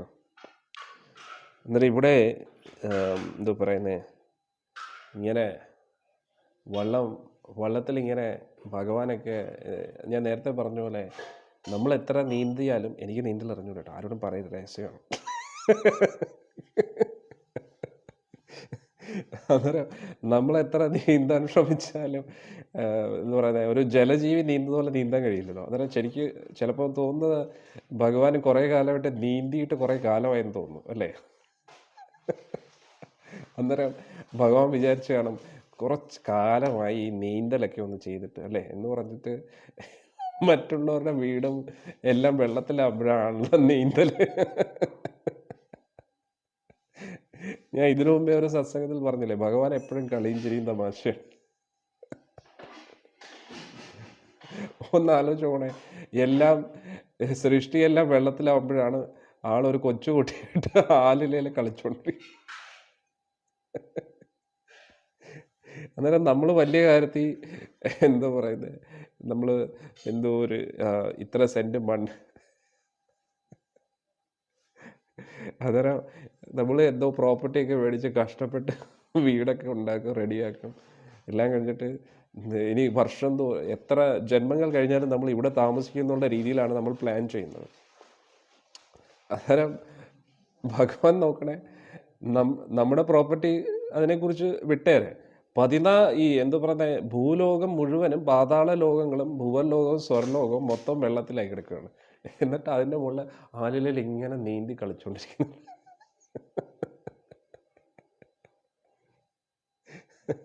ഒന്ന് ആലോചിച്ചു. അന്നേരം എന്തോ പറയത്തില്ല, അമ്മയ്ക്ക് പ്രാണവേദന, അന്നേരം മോന് വീണവായന എന്ന് പറഞ്ഞു. അതേപോലെയാണ് ഇവിടെ ഈ ഭൂലോകം ഭൂവലോകം സ്വർലോകം എല്ലാം വെള്ളത്തിലാക്കിയിട്ട് ആളിവിടെ നീന്തി കളിച്ചുകൊണ്ടിരിക്കുന്നു, നീന്തൽ പ്രാക്ടീസ് നടത്തിക്കൊണ്ടിരിക്കുകയാണ്. പക്ഷെ ഭഗവാൻ എങ്ങനെയാണ്? ഭഗവാൻ എല്ലാം ഒരു കളി, ഇച്ചിരി തമാശയാണ്. അന്നേരം നമ്മളും അതേ സ്പിരിറ്റിൽ എടുത്തു കഴിഞ്ഞാൽ ജീവിതം അടിപൊളിയായിരിക്കും. മനസ്സിലായില്ലേ? നമ്മൾ ഈ ലോകത്തെ ഭയങ്കര സീരിയസ് ആയിട്ട് എടുക്കുന്നതുകൊണ്ടാണ് നമുക്ക് ടെൻഷൻ വരുന്നത്, അല്ലേ? നമ്മൾ ഭയങ്കര സീരിയസ് ആയിട്ട് എടുക്കുക. നമ്മൾ സീരിയസ് ആയിട്ട് എടുക്കുന്നത് ഭയങ്കര റിലാക്സ്ഡ് ആയിട്ട് ഇരിക്കുക. എന്തെങ്കിലും നഷ്ടപ്പെട്ട വലിയ ഉപകാരം, എന്തെങ്കിലും കിട്ടിക്കഴിഞ്ഞാൽ വലിയ എങ്ങനെ കിട്ടി എനിക്കറിഞ്ഞൂട. അതിൻ്റെ അർത്ഥം അലസതയോടുകൂടി ഒന്നും ചെയ്യാതിരിക്കുക എന്നതല്ല. നമ്മുടെ കഴിവിൻ്റെ പരമാവധി ശ്രമിക്കുക. നമ്മുടെ എന്താ പറയുന്നത്, ഇതൊക്കെ നമ്മൾ പഠിക്കേണ്ടത് എന്താ പറയുന്നത് നാരായണത്ത് ഭ്രാന്തിൽ നിന്നാണ്, അല്ലേ? നാരായണത്ത് ഭ്രാന്ത് എന്താ ചെയ്യുന്നത്? കല്ല് ഉരുട്ടി ഉരുട്ടി മുകളിൽ കൊണ്ടുപോകും, എന്നിട്ട് ഒറ്റയിടുക, എന്നിട്ട് കൊട്ടിക്കൊണ്ടിരിക്കുക. പോയി എല്ലാം പോയി, സന്തോഷം. അന്നേരം അതേപോലെ നമ്മളും കഷ്ടപ്പെട്ട് എല്ലാം ചെയ്യുക, എന്നിട്ട് കയ്യിൽ നിന്ന് പോകുമ്പോഴത്തേക്ക് കൈകൊട്ടിച്ചിരിക്കുക, എല്ലാം പോയി, വെരി ഗുഡ്. ആൾക്കാർ വിചാരിക്കും നമുക്ക് വട്ടായെന്ന്. പക്ഷെ ഇങ്ങനെ നമ്മൾ പരിശീലിച്ചില്ല എങ്കിൽ സത്യമായിട്ട് വട്ടാവും. കാരണം നമ്മൾ കഷ്ടപ്പെട്ട് അധ്വാനിച്ച് ഉണ്ടാക്കുന്ന എല്ലാം ഈ കല്ല് മോളിൽ ചെന്ന് ഉരുട്ടി വിടുന്ന പോലെയാണ്, എല്ലാം കയ്യിൽ നിന്ന് വിട്ടുപോകും. അതാണ് കോമഡി, ഏറ്റവും വലിയ കോമഡി അതാണ്. നമ്മൾ കഷ്ടപ്പെട്ട് ഏറ്റവും കൂടുതൽ നമ്മൾ സ്നേഹിക്കുന്ന ഈ ഒരു സാധനമാണ് ഈ ശരീരം എന്ന് പറയുന്ന ഒരു സാധനം, അല്ലേ? ആരെയും നമ്മൾ സ്നേഹിച്ചില്ലെങ്കിലും എല്ലാവരും ഏറ്റവും കൂടുതൽ സ്നേഹിക്കുന്ന ഒരു സാധനമാണ് ഈ ശരീരം എന്ന് പറയുന്ന സാധനം, അല്ലേ? എത്ര പ്രാവശ്യം നമ്മൾ കണ്ണാടി നോക്കുന്നുണ്ട്, അല്ലേ? എത്ര പ്രാവശ്യം മുടി ചെയ്യാറുണ്ട്, എത്ര പ്രാവശ്യം പൗഡർ ഇട്ടിട്ട് ഒന്നുകൂടെ പൗഡറൊക്കെ ഇട്ട് ക്രീമൊക്കെ ഇട്ടിട്ട് ഇങ്ങനെയൊക്കെ നോക്കാറുണ്ട്, അല്ലേ? അങ്ങനെ കണ്ണൊക്കെ കറക്റ്റാണോ എന്നൊക്കെ ഇങ്ങനെയൊക്കെ നോക്കാറുണ്ട്. എന്നിട്ട് വസ്ത്രം കറക്റ്റാണോ എന്നൊക്കെ ഇങ്ങനെ നോക്കാറുണ്ട്. എത്ര പ്രാവശ്യം. എന്നിട്ട് നമുക്ക് ഇഷ്ടപ്പെട്ട ഭക്ഷണം കഴിക്കാറുണ്ട്. പക്ഷെ ഈ ഒരു ശരീരം പോലും നമ്മളെ വിട്ടുപോകും, അല്ലേ? കുട്ടിക്കാലം മുതലേ നമുക്ക് നമ്മുടെ അച്ഛനമ്മമാർ തീറ്റിച്ച് നമ്മളെ ഒരു പരുവാക്കി. എന്നിട്ട് അത് നമ്മൾ നന്നായി പഠിച്ചു എങ്ങനെയാണ് തീറ്റ കൊടുക്കേണ്ടതെന്ന്. എന്നിട്ട് ജീവിതാന്ത്യം വരെ നമ്മൾ ഇതിനെ തീറ്റിച്ചുകൊണ്ടിരിക്കുന്നു, ഇതിന് എല്ലാവിധ കംഫർട്ടും കൊടുത്തുകൊണ്ടിരിക്കുന്നു, അല്ലേ? ഇടയ്ക്ക് ഒരു തമാശക്ക് പറഞ്ഞതാണ്. ഏതോ ഒരു കുടുംബ വീട്ടിൽ അമ്മയും അച്ഛനുമായിട്ട് അടിയായി. അവസാനം അമ്മ ദേഷ്യം വന്നിട്ട് നേരെ അമ്മ വീട്ടിലോട്ട് പോയി. അന്നേരം ഇടയ്ക്ക് എന്നിട്ടും വിളിച്ചിട്ട് ചോദിക്കാം, മക്കളെ വീട്ടിലെ കാര്യമൊക്കെ ആരാണ് നോക്കുന്നത്? അത് അച്ഛനാണ് അമ്മയെ കുക്ക് ചെയ്യുന്നത്. മോനെ കഷ്ടമുണ്ട് കേട്ടോ, ജീവിതകാലം മുഴുവൻ ശരീരം അല്ലെങ്കിൽ ഒന്നും ചെയ്യാത്ത ആളാണ്.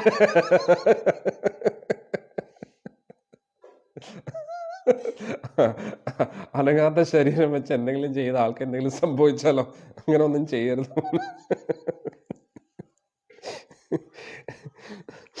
അന്നേരം നമ്മൾ അത്രയും താലോലിക്കുന്ന ഈ ശരീരം പോലും നമുക്ക് ഉപേക്ഷിക്കണം, അല്ലേ? അതുകൊണ്ട് നമ്മൾ ഈ എന്താ പറയുന്നത്, നമ്മൾ ജീവിതം ഇത്രയും സീരിയസ് ആയിട്ട് എടുക്കരുത്. അതുകൊണ്ട് ഭഗവാൻ ഇതെല്ലാം ഒരു കോമഡിയാണ്. അന്നേരം ഈ സൃഷ്ടി ഉണ്ടാക്കിയ ആൾക്ക് പോലും സീരിയസ് അല്ലെങ്കിൽ പിന്നെ നമ്മളെന്തിനാ ഇത്രയും സീരിയസ് ആയിട്ട് എടുക്കുക? അതിൻ്റെ അർത്ഥം ഉത്തരവാദിത്തങ്ങൾ നിറവേറ്റേണ്ട എന്നല്ല, ഡ്യൂട്ടീസ് ചെയ്യേണ്ട എന്നല്ല. കല്ലുരുട്ടി കഷ്ടപ്പെട്ട് മോളിൽ കൊണ്ടുപോകുന്ന പോലെ എല്ലാ കാര്യങ്ങളും ചെയ്യുക. എന്നിട്ട് മോളിൽ ചെന്നിട്ട് എന്തായാലും പോകേണ്ടതാണ്, അതുകൊണ്ട് പോയി കഴിഞ്ഞാൽ കൈകൊട്ടിച്ചിരിക്കും, അല്ലെങ്കിൽ സത്യം പറഞ്ഞാൽ വട്ടുപിടിക്കും. മനസ്സിലായില്ലേ? അതായത് നമ്മുടെ മക്കളെയൊക്കെ കഷ്ടപ്പെട്ട് വളർത്തി, എന്നിട്ട് നമ്മൾ പ്രതീക്ഷിക്കുന്നു മക്കൾ നമ്മുടെ കാര്യമെല്ലാം നോക്കും, അത് എല്ലാ കാര്യങ്ങളും ചെയ്യും. അങ്ങനെ ഇരിക്കുമ്പോഴായിരുന്നു എനിക്കും മക്കളിൽ നിന്ന് തിരിച്ചെന്തെങ്കിലും കിട്ടുന്നത്. അന്നേരത്തേക്ക് നന്നായി ചിരിക്കുക, എനിക്കിത് കിട്ടേണ്ടതാണ്, ഒരുപാട് നന്ദി. ഈസിയല്ല, പറയാൻ എളുപ്പമാണ്, പക്ഷേ ഇതാണ് സത്യാവസ്ഥ. നമ്മൾ ആ രീതിയിൽ നമ്മളെ ട്രെയിൻ ചെയ്യിപ്പിച്ചെടുത്തേ ഉള്ളൂ. അല്ലെങ്കിൽ ടെൻഷൻ അടിച്ച് സത്യം പറഞ്ഞാൽ നമ്മൾ വട്ടുപിടിക്കും, ഉറപ്പായിട്ട് വട്ടുപിടിക്കും. അതുകൊണ്ട് വട്ട് പിടിക്കുന്നതിന് മുമ്പേ സ്വയം വട്ട് പിടിപ്പിക്കുക, അല്ലേ? എന്തെങ്കിലും നഷ്ടപ്പെട്ടു പോവുകയാണെങ്കിൽ ചിരിച്ചുകൊണ്ടിരിക്കുക. അന്നേരം നമ്മളിൽ നിന്ന് എന്തെങ്കിലും നഷ്ടപ്പെട്ടു പോയെന്നോ ആരെങ്കിലും നഷ്ടപ്പെടുത്തി കൊണ്ടുപോയെന്നോ വിചാരിക്കേണ്ട, ആരെങ്കിലും പറ്റിച്ചു എന്ന് വിചാരിക്കേണ്ട. ഭഗവാൻ എല്ലാം എടുത്തു എന്ന് വിചാരിച്ചാൽ മതി. അതായത് ഗോപികമാർ കഷ്ടപ്പെട്ട് എന്താ പറയുന്നത്, തൈരൊക്കെ കടഞ്ഞ് വെണ്ണ റെഡിയാക്കി വെക്കും. ആള് വന്നിട്ട് എന്താ ചെയ്യുന്നത്? വെണ്ണയും അടിച്ചു മാറ്റും, ചട്ടിയും പൊട്ടിക്കും. അതേപോലെ ഭഗവാൻ ചെയ്തതാണെന്ന് കരുതിയാൽ മതി. അന്നേരം പിന്നെ ഭഗവാനോട് നമുക്ക് ദേഷ്യമില്ലല്ലോ, അല്ലേ? നമ്മളോട് ആരെങ്കിലുമൊക്കെ ചെയ്തു വേറെ ആരെങ്കിലും ചെയ്യുമ്പോഴാണ് പ്രശ്നം, അല്ലേ? ഇപ്പോൾ നമ്മുടെ വീട്ടിൽ നിന്ന് ആരെങ്കിലും വന്ന് എന്തെങ്കിലും ചെയ്താൽ ഉടനെ, അതായത് കള്ളം വരുമ്പോൾ കള്ളനും ഭഗവാനാണെന്ന് വിചാരിച്ച് ആൾക്ക് എല്ലാ ചാവി എടുത്ത് കൊടുക്കുമെന്നല്ല ഞാൻ പറഞ്ഞു, ഞാൻ ഒരു ഉദാഹരണം പറഞ്ഞതാണ്. നമ്മുടെ കഴിവിൻ്റെ പരമാവധി എല്ലാം ചെയ്തിട്ടും പിന്നെ എല്ലാം ഇതേപോലെ അധോഗതിയാണെങ്കിൽ പിന്നെ അത് ഭഗവാന്റെ ഇഷ്ടം എന്ന് കരുതുക. പിന്നെ ടെൻഷൻ ഇല്ലല്ലോ, അത്രയേ ഉള്ളൂ. എന്നാൽ ഇവിടെ ഞാൻ നേരത്തെ പറഞ്ഞ പോലെ ലോകം മുഴുവൻ വെള്ളത്തിലാക്കിയിട്ട് ഭഗവാൻ ഇവിടെ നീന്തി ആസ്വദിച്ചുകൊണ്ടിരിക്കുക. ഭഗവാന്റെ സ്വിമ്മിങ് പ്രാക്ടീസ് നടന്നുകൊണ്ടിരിക്കുക. എന്നിട്ട് കൂട്ടത്തിൽ നല്ല ഭക്തരുമുണ്ട്, അവർക്കും ഒരു ടെൻഷനില്ല, അല്ലേ? എല്ലാം പോയി. ഋഷിമാർക്കൊക്കെ അവരുടെ കുടുംബവും മക്കളും എല്ലാം ഉണ്ട്, എല്ലാവരും വെള്ളത്തിലായി. ആകെയുള്ള കുറച്ച് ഋഷിമാരും സത്യവ്രത മുനിയാണ്, സത്യവ്രത രാജാവും. ആൾക്കെന്തോ കുടുംബമൊന്നുമില്ലേ, അവരെല്ലാം വെള്ളത്തിലായി, കൊട്ടാരം വെള്ളത്തിലായി. അതാണ് കോമഡി. എല്ലാം വെള്ളത്തിലായി. എന്നിട്ട് ഒരാഴ്ച മുമ്പേ പറയുകയും ചെയ്തു എല്ലാം വെള്ളത്തിലാവുമെന്ന് പറയുകയും ചെയ്തു. ഒന്ന് ആലോചിച്ചോ. എന്നിട്ട് ആള് തർപ്പണം ചെയ്തപ്പോഴേ കുഞ്ഞു മീനായിട്ട് വന്നു, അല്ലേ? അയ്യോ എന്നെ രക്ഷിക്കണം, മറ്റു മീനൊക്കെ എന്നെ കൊണ്ടുപോകും, എന്നെ ഒന്ന് രക്ഷിക്കണമെന്ന് പറഞ്ഞു. അന്നേരത്തെ കമണ്ടലൂരിൽ കൊണ്ടുപോയി. വീട്ടിൽ ചെന്നപ്പോൾ എന്തായി, ആൾ വലുതായി. പിന്നെ പറഞ്ഞു, അയ്യോ എനിക്കിവിടെ സ്ഥലം ഇല്ല കേട്ടോ, ഭയങ്കര വിമിഷ്ടമാണ്, എനിക്ക് കുറച്ചും കൂടെ വലിയൊരു സ്ഥലം. പിന്നെ ഒരു കലത്തിലാക്കി, പിന്നെ ഒരു കിണറ്റിലാക്കി, പിന്നെ കുളത്തിലാക്കിയതിന് ശേഷം പിന്നെന്ത് പറ്റി, വലിയൊരു സമുദ്രത്തിൽ കൊണ്ടിട്ടു. അന്നേരത്തേക്ക് ഇതെന്തോടെ, ഇതേപോലെയാണ് ഭഗവാൻ, അല്ലേ? നിങ്ങളെല്ലാവരും ഭക്തിയിൽ വരുന്നതിന് മുമ്പ് ഇതൊക്കെ ഒന്നും ആലോചിച്ചുകൂടായിരുന്നോ? ഭഗവാന്റെ കാര്യം എന്ന് പറഞ്ഞാൽ ഭഗവാൻ എങ്ങനെ മെല്ലെ കയറി കഴിഞ്ഞാൽ പിന്നെ നമ്മളെയും കൊണ്ടേ പോകും. ഇനി പറഞ്ഞിട്ട് കാര്യമില്ല, ഇനി നിങ്ങൾക്ക് ആർക്കും രക്ഷപ്പെടാനും കഴിയില്ല. എൻ്റെ കാര്യം കണ്ടില്ല. അങ്ങനെ ഇരുന്നപ്പോൾ ഒരു നാരായണീയം വായിച്ചതാ. 2-3 പ്രാവശ്യം നാരായണീയം വായിച്ചപ്പോഴത്തേക്ക് പിന്നെ തോന്നി കുറച്ചും കൂടെ ഇതൊക്കെ അറിഞ്ഞാൽ. അവസാനം ആ യാത്ര ഇവിടെയാണ്, ഇതുവരെയും തീർന്നിട്ടില്ല. ഭഗവാൻ മെല്ലെ ഇങ്ങനെ കയറും, കുഴപ്പമില്ലെന്ന് തോന്നും, പിന്നെ അങ്ങോട്ട് മൊത്തത്തിൽ നമ്മളെ എടുത്തോണ്ടേ പോവാണ്, അല്ലേ? അന്നേരം ആദ്യം ചെറിയൊരു മീനായിട്ട് കയ്യിൽ വന്നു, പിന്നെ എന്നിട്ട് പറഞ്ഞ്, അതും നമുക്ക് ഒരു സംശയം തോന്നത്തില്ല ആളിനോട്, അല്ലേ? എന്നിട്ട് ഒരു മീനായിട്ട് അയ്യോ എന്നെ രക്ഷിക്കണം എന്നൊക്കെ പറഞ്ഞിട്ട് ഇത് അവസാനം പിന്നെ എന്താണ്, വലിയൊരു സമുദ്രം നിറഞ്ഞു നിൽക്കുകയാണ്. എന്നിട്ട് സത്യവ്രത മുനി സന്തോഷത്തോടുകൂടി ഇരിക്കുകയാണ്, ഭയങ്കര സന്തോഷത്തോടുകൂടി. അന്നേരം എന്താ ഭഗവാൻ പറയുന്നത്, മോനെ 7-ാം ദിവസം എല്ലാം വെള്ളത്തിലാവാൻ പോവുകയാണ് കേട്ടോ. അന്നേരം നമ്മളായിരുന്നു സത്യവ്രത മുനിയുടെ സ്ഥാനത്തെങ്കിൽ അത് ശരി, എനിക്കിത് കിട്ടണം, അല്ലേ? വല്ല കുളത്തിലും ചാവാൻ കിടന്ന മീനെ വീട്ടിൽ കൊണ്ടുവന്നതിന് ഞാൻ ഇതെല്ലാം അനുഭവിക്കണം എന്ന് വേണമെങ്കിൽ പറയാം. നിന്നെ അന്നേ ഉപേക്ഷിക്കേണ്ടതായിരുന്നു, എന്നാൽ ഇത്രയും പ്രശ്നങ്ങളൊന്നും ഉണ്ടാവത്തില്ലായിരുന്നു. എല്ലാം വെള്ളത്തിലാക്കാൻ വേണ്ടിയാണോ നീ വന്നിരിക്കുന്നത്, അല്ലേ? വലതുകാല് വെച്ച് വീട്ടിൽ കയറി ഇതിനു വേണ്ടിയാണോ? എല്ലാം കുളമാക്കാൻ വേണ്ടിയാണോ? അല്ല. സത്യവ്രത മുനി എന്താ പറഞ്ഞത്? റെഡി. അങ്ങ് എന്ത് പറയുന്നു? റെഡി. എന്ത് പോയാലും അങ്ങ് പറയുന്ന പോലെ. എന്ത് ചെയ്തു? സത്യവ്രതം രാജഋഷിയാണ്, അദ്ദേഹത്തിൻ്റെ രാജ്യം, കുടുംബം എല്ലാം വെള്ളത്തിലായി, ലോകം മുഴുവൻ വെള്ളത്തിലായി. എന്നിട്ട് അതുകൂടാതെ പറഞ്ഞു, അടുത്ത മനു നീ ആയിരിക്കും, എല്ലാത്തിനും ഞാൻ റെഡി. ഭഗവാൻ commitment to the supreme lord. അതാണ് നമ്മൾ മനസ്സിലാക്കേണ്ടത്. കാരണം എല്ലാം ഒരു ദിവസം വെള്ളത്തിലാകും. വെള്ളത്തിലായില്ലെങ്കിലും നമ്മൾ ഈ ലോകത്തിൽ നിന്ന് പോകും. അത് പരമാർത്ഥമാണ്. അതുകൊണ്ട് ഭക്തർക്ക് ആ റിയാലിറ്റി അറിയാം. ഉദാഹരണത്തിന് സിനിമയിൽ ഒരു കഥാപാത്രം അഭിനയിക്കും. അന്നേരത്തേക്ക് സിനിമ ഡയറക്ടർ പറയുക, എടേ നിൻ്റെ കഥാപാത്രം നാളത്തെ സീനോടുകൂടി മരിക്കുക കേട്ടോ. അപ്പോൾ അതെങ്ങനെ എന്നെ കൊല്ലാൻ പറ്റുന്നു? അതെങ്ങനെയാ? അതൊന്നും പറ്റത്തില്ല, ഞാൻ മരിക്കാൻ പാടില്ല. അത് പറയുന്നതിൽ എന്തെങ്കിലും അർത്ഥമുണ്ടോ? സിനിമയാണ്. സിനിമയിൽ ഒരു കഥാപാത്രം മരിക്കണം. ഇത് പണ്ട് ഏതോ നടന്നൊരു സംഭവമായിരുന്നു. രാമായണത്തിൻ്റെ നാടകമായിരുന്നു. എന്നിട്ട് അതിൻ്റെ പ്രൊഡ്യൂസറും ഡയറക്ടറും അഭിനയിക്കുന്ന ആർക്കും കാശ് കൊടുത്തിട്ടില്ല. അവസാനം രാവണനാണെങ്കിൽ കുറേ നടന്നു, എനിക്ക് കാശ് കിട്ടിയേ പറ്റൂ കേട്ടോ, കുറേ ആയി, എത്ര സ്റ്റേജ് ഷോസ് ചെയ്തു, എന്നിട്ടും ഇതുവരെ കാശ് കിട്ടിയില്ലെന്ന് പറഞ്ഞു. ഹരേ കൃഷ്ണ, മെല്ലെ സംസാരിക്കോ ഹരേ കൃഷ്ണ. അന്നേരത്തേക്ക് പറഞ്ഞു, എനിക്ക് രാവണനായിട്ട് ഞാൻ ഇത്ര സ്റ്റേജ് ഷോസാണ് ചെയ്ത്, ഇതുവരെ എനിക്ക് ഒന്നും കിട്ടിയിട്ടില്ലെന്ന് പറഞ്ഞു. അവസാനം ഡയറക്ടർ പറഞ്ഞു, എന്തായാലും തരാം, നീ വിഷമിക്കണമെന്ന് പറഞ്ഞു. അവസാനം പിന്നെ രാവണൻ ഒരു സൂത്രം ഒപ്പിച്ച് എന്ത് ചെയ്തു? അവസാനത്തെ സീനാണ്. രാമൻ അമ്പ അയക്കുന്നു, രാവണൻ വീഴുന്നില്ല. രാവണൻ വീഴാൻ തയ്യാറല്ല. രാമൻ അമ്പ ചെയ്യുന്നു, ഒരു അമ്പായി, രണ്ടമ്പായി, അമ്പ അയച്ചിട്ട് രാവണനൊന്നും സംഭവിക്കുന്നത്. രാവണ ഹാ എന്ന് പറഞ്ഞിട്ട് ഇങ്ങനെ ചിരിച്ചുകൊണ്ടിരിക്കുക. അന്നേരം ആൾക്കാർ വിചാരിച്ചു, ഓ രാവണന്റെ ഒരു പവറേ. അന്നേരം ഡയറക്ടർ, ഇവിടെ വീഴടാ, നീ മരിച്ചു, നീ വീഴുന്നില്ല.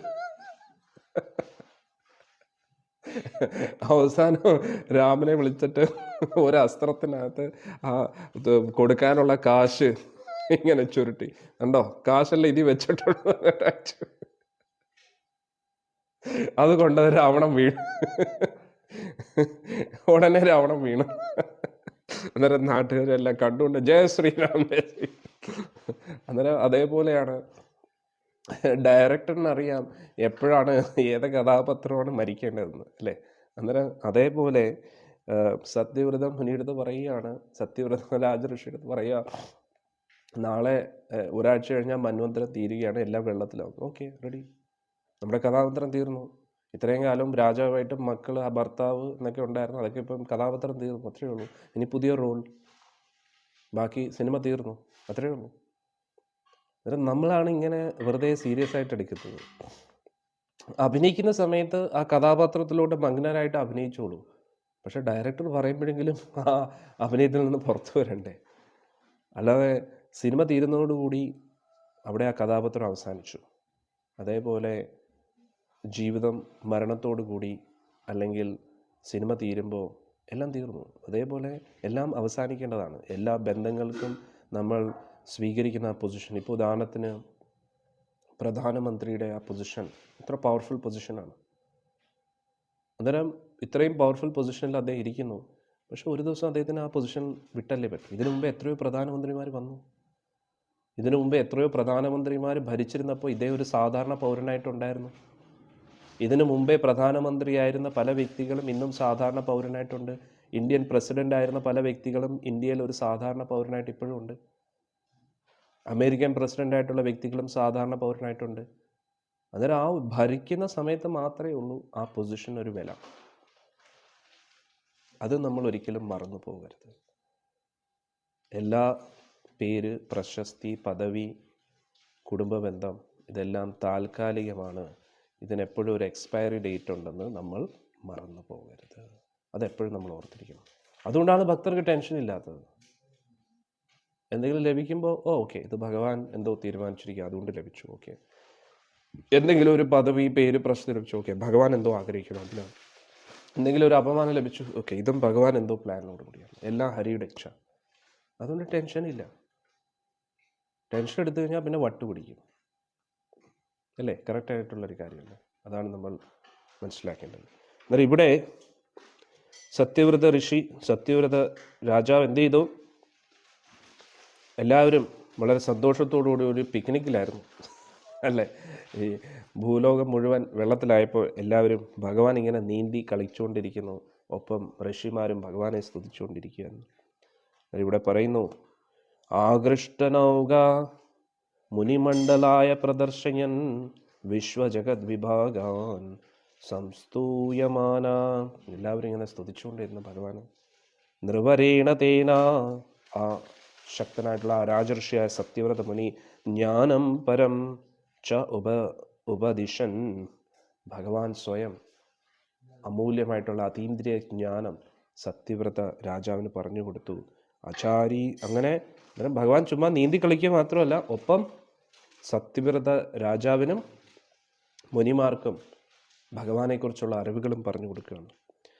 കൽപ്പ അവധോ, അങ്ങനെ ആ പ്രളയം കഴിഞ്ഞപ്പോൾ സപ്തമുനിയും സപ്തഋഷികളും പുരോവത് പ്രസ്ഥാപ്യ, അവർ നേരത്തെ ഇരുന്ന ആ സ്ഥലത്തേക്ക് അവർ പോയി. സത്യവ്രത ഭൂമിപം തം, എന്നിട്ട് ആ സത്യവ്രത രാജാവ് എന്ത് ചെയ്തു? വൈവസ്വതാഖ്യം, വൈവസ്വത മനുവായി. അറിവോ? ഇപ്പോഴത്തെ മനുവാണ് അല്ലേ? മനുവും അധാത വൈവസ്വത മനുവായി. ക്രോധാത് ഹയഗ്രീവം അഭിദ്രുതാഭൂ. അന്നേരം ഇത് കഴിഞ്ഞതിന് ശേഷം, ആ പ്രളയം കഴിഞ്ഞ് അടുത്ത മന്വന്തരം ആരംഭിച്ചപ്പോൾ ആ നേരത്തെ വേദങ്ങൾ മോഷ്ടിച്ച ഹയഗ്രീവിന് ഭയങ്കര ദേഷ്യമായി. അവൻ ക്രോധനായിട്ട് ഭഗവാനെ ആക്രമിക്കാൻ വന്നു.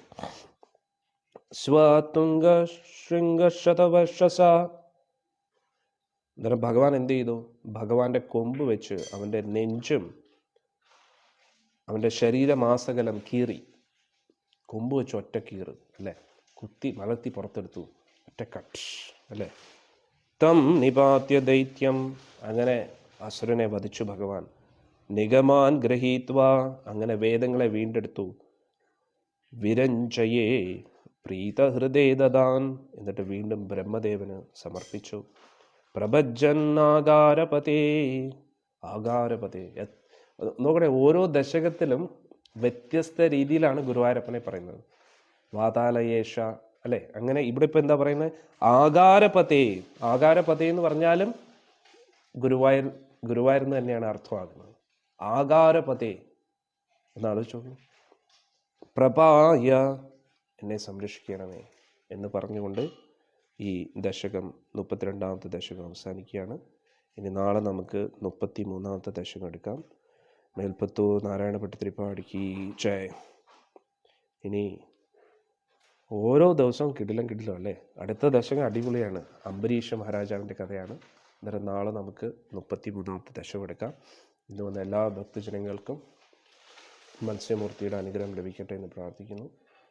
മത്സ്യമൂർത്തി എങ്ങനെയാണോ ഈ ഭൂമി മുഴുവൻ വെള്ളത്തിലായപ്പോൾ സപ്തഋഷികളെയും സത്യവ്രത രാജാവിനെ രക്ഷിച്ചത്, അതേപോലെ നമ്മളും സംസാര സമുദ്രത്തിൽ മുങ്ങിക്കിടക്കുകയാണ് അല്ലേ? ഈ സംസാര സമുദ്രത്തിൽ നിന്നും നമ്മളെയും രക്ഷിച്ച് ഭഗവാൻ തിരിച്ച് ഗോലോകത്തേക്ക് എത്തിക്കട്ടെ എന്ന് നമുക്ക് പ്രാർത്ഥിക്കാം.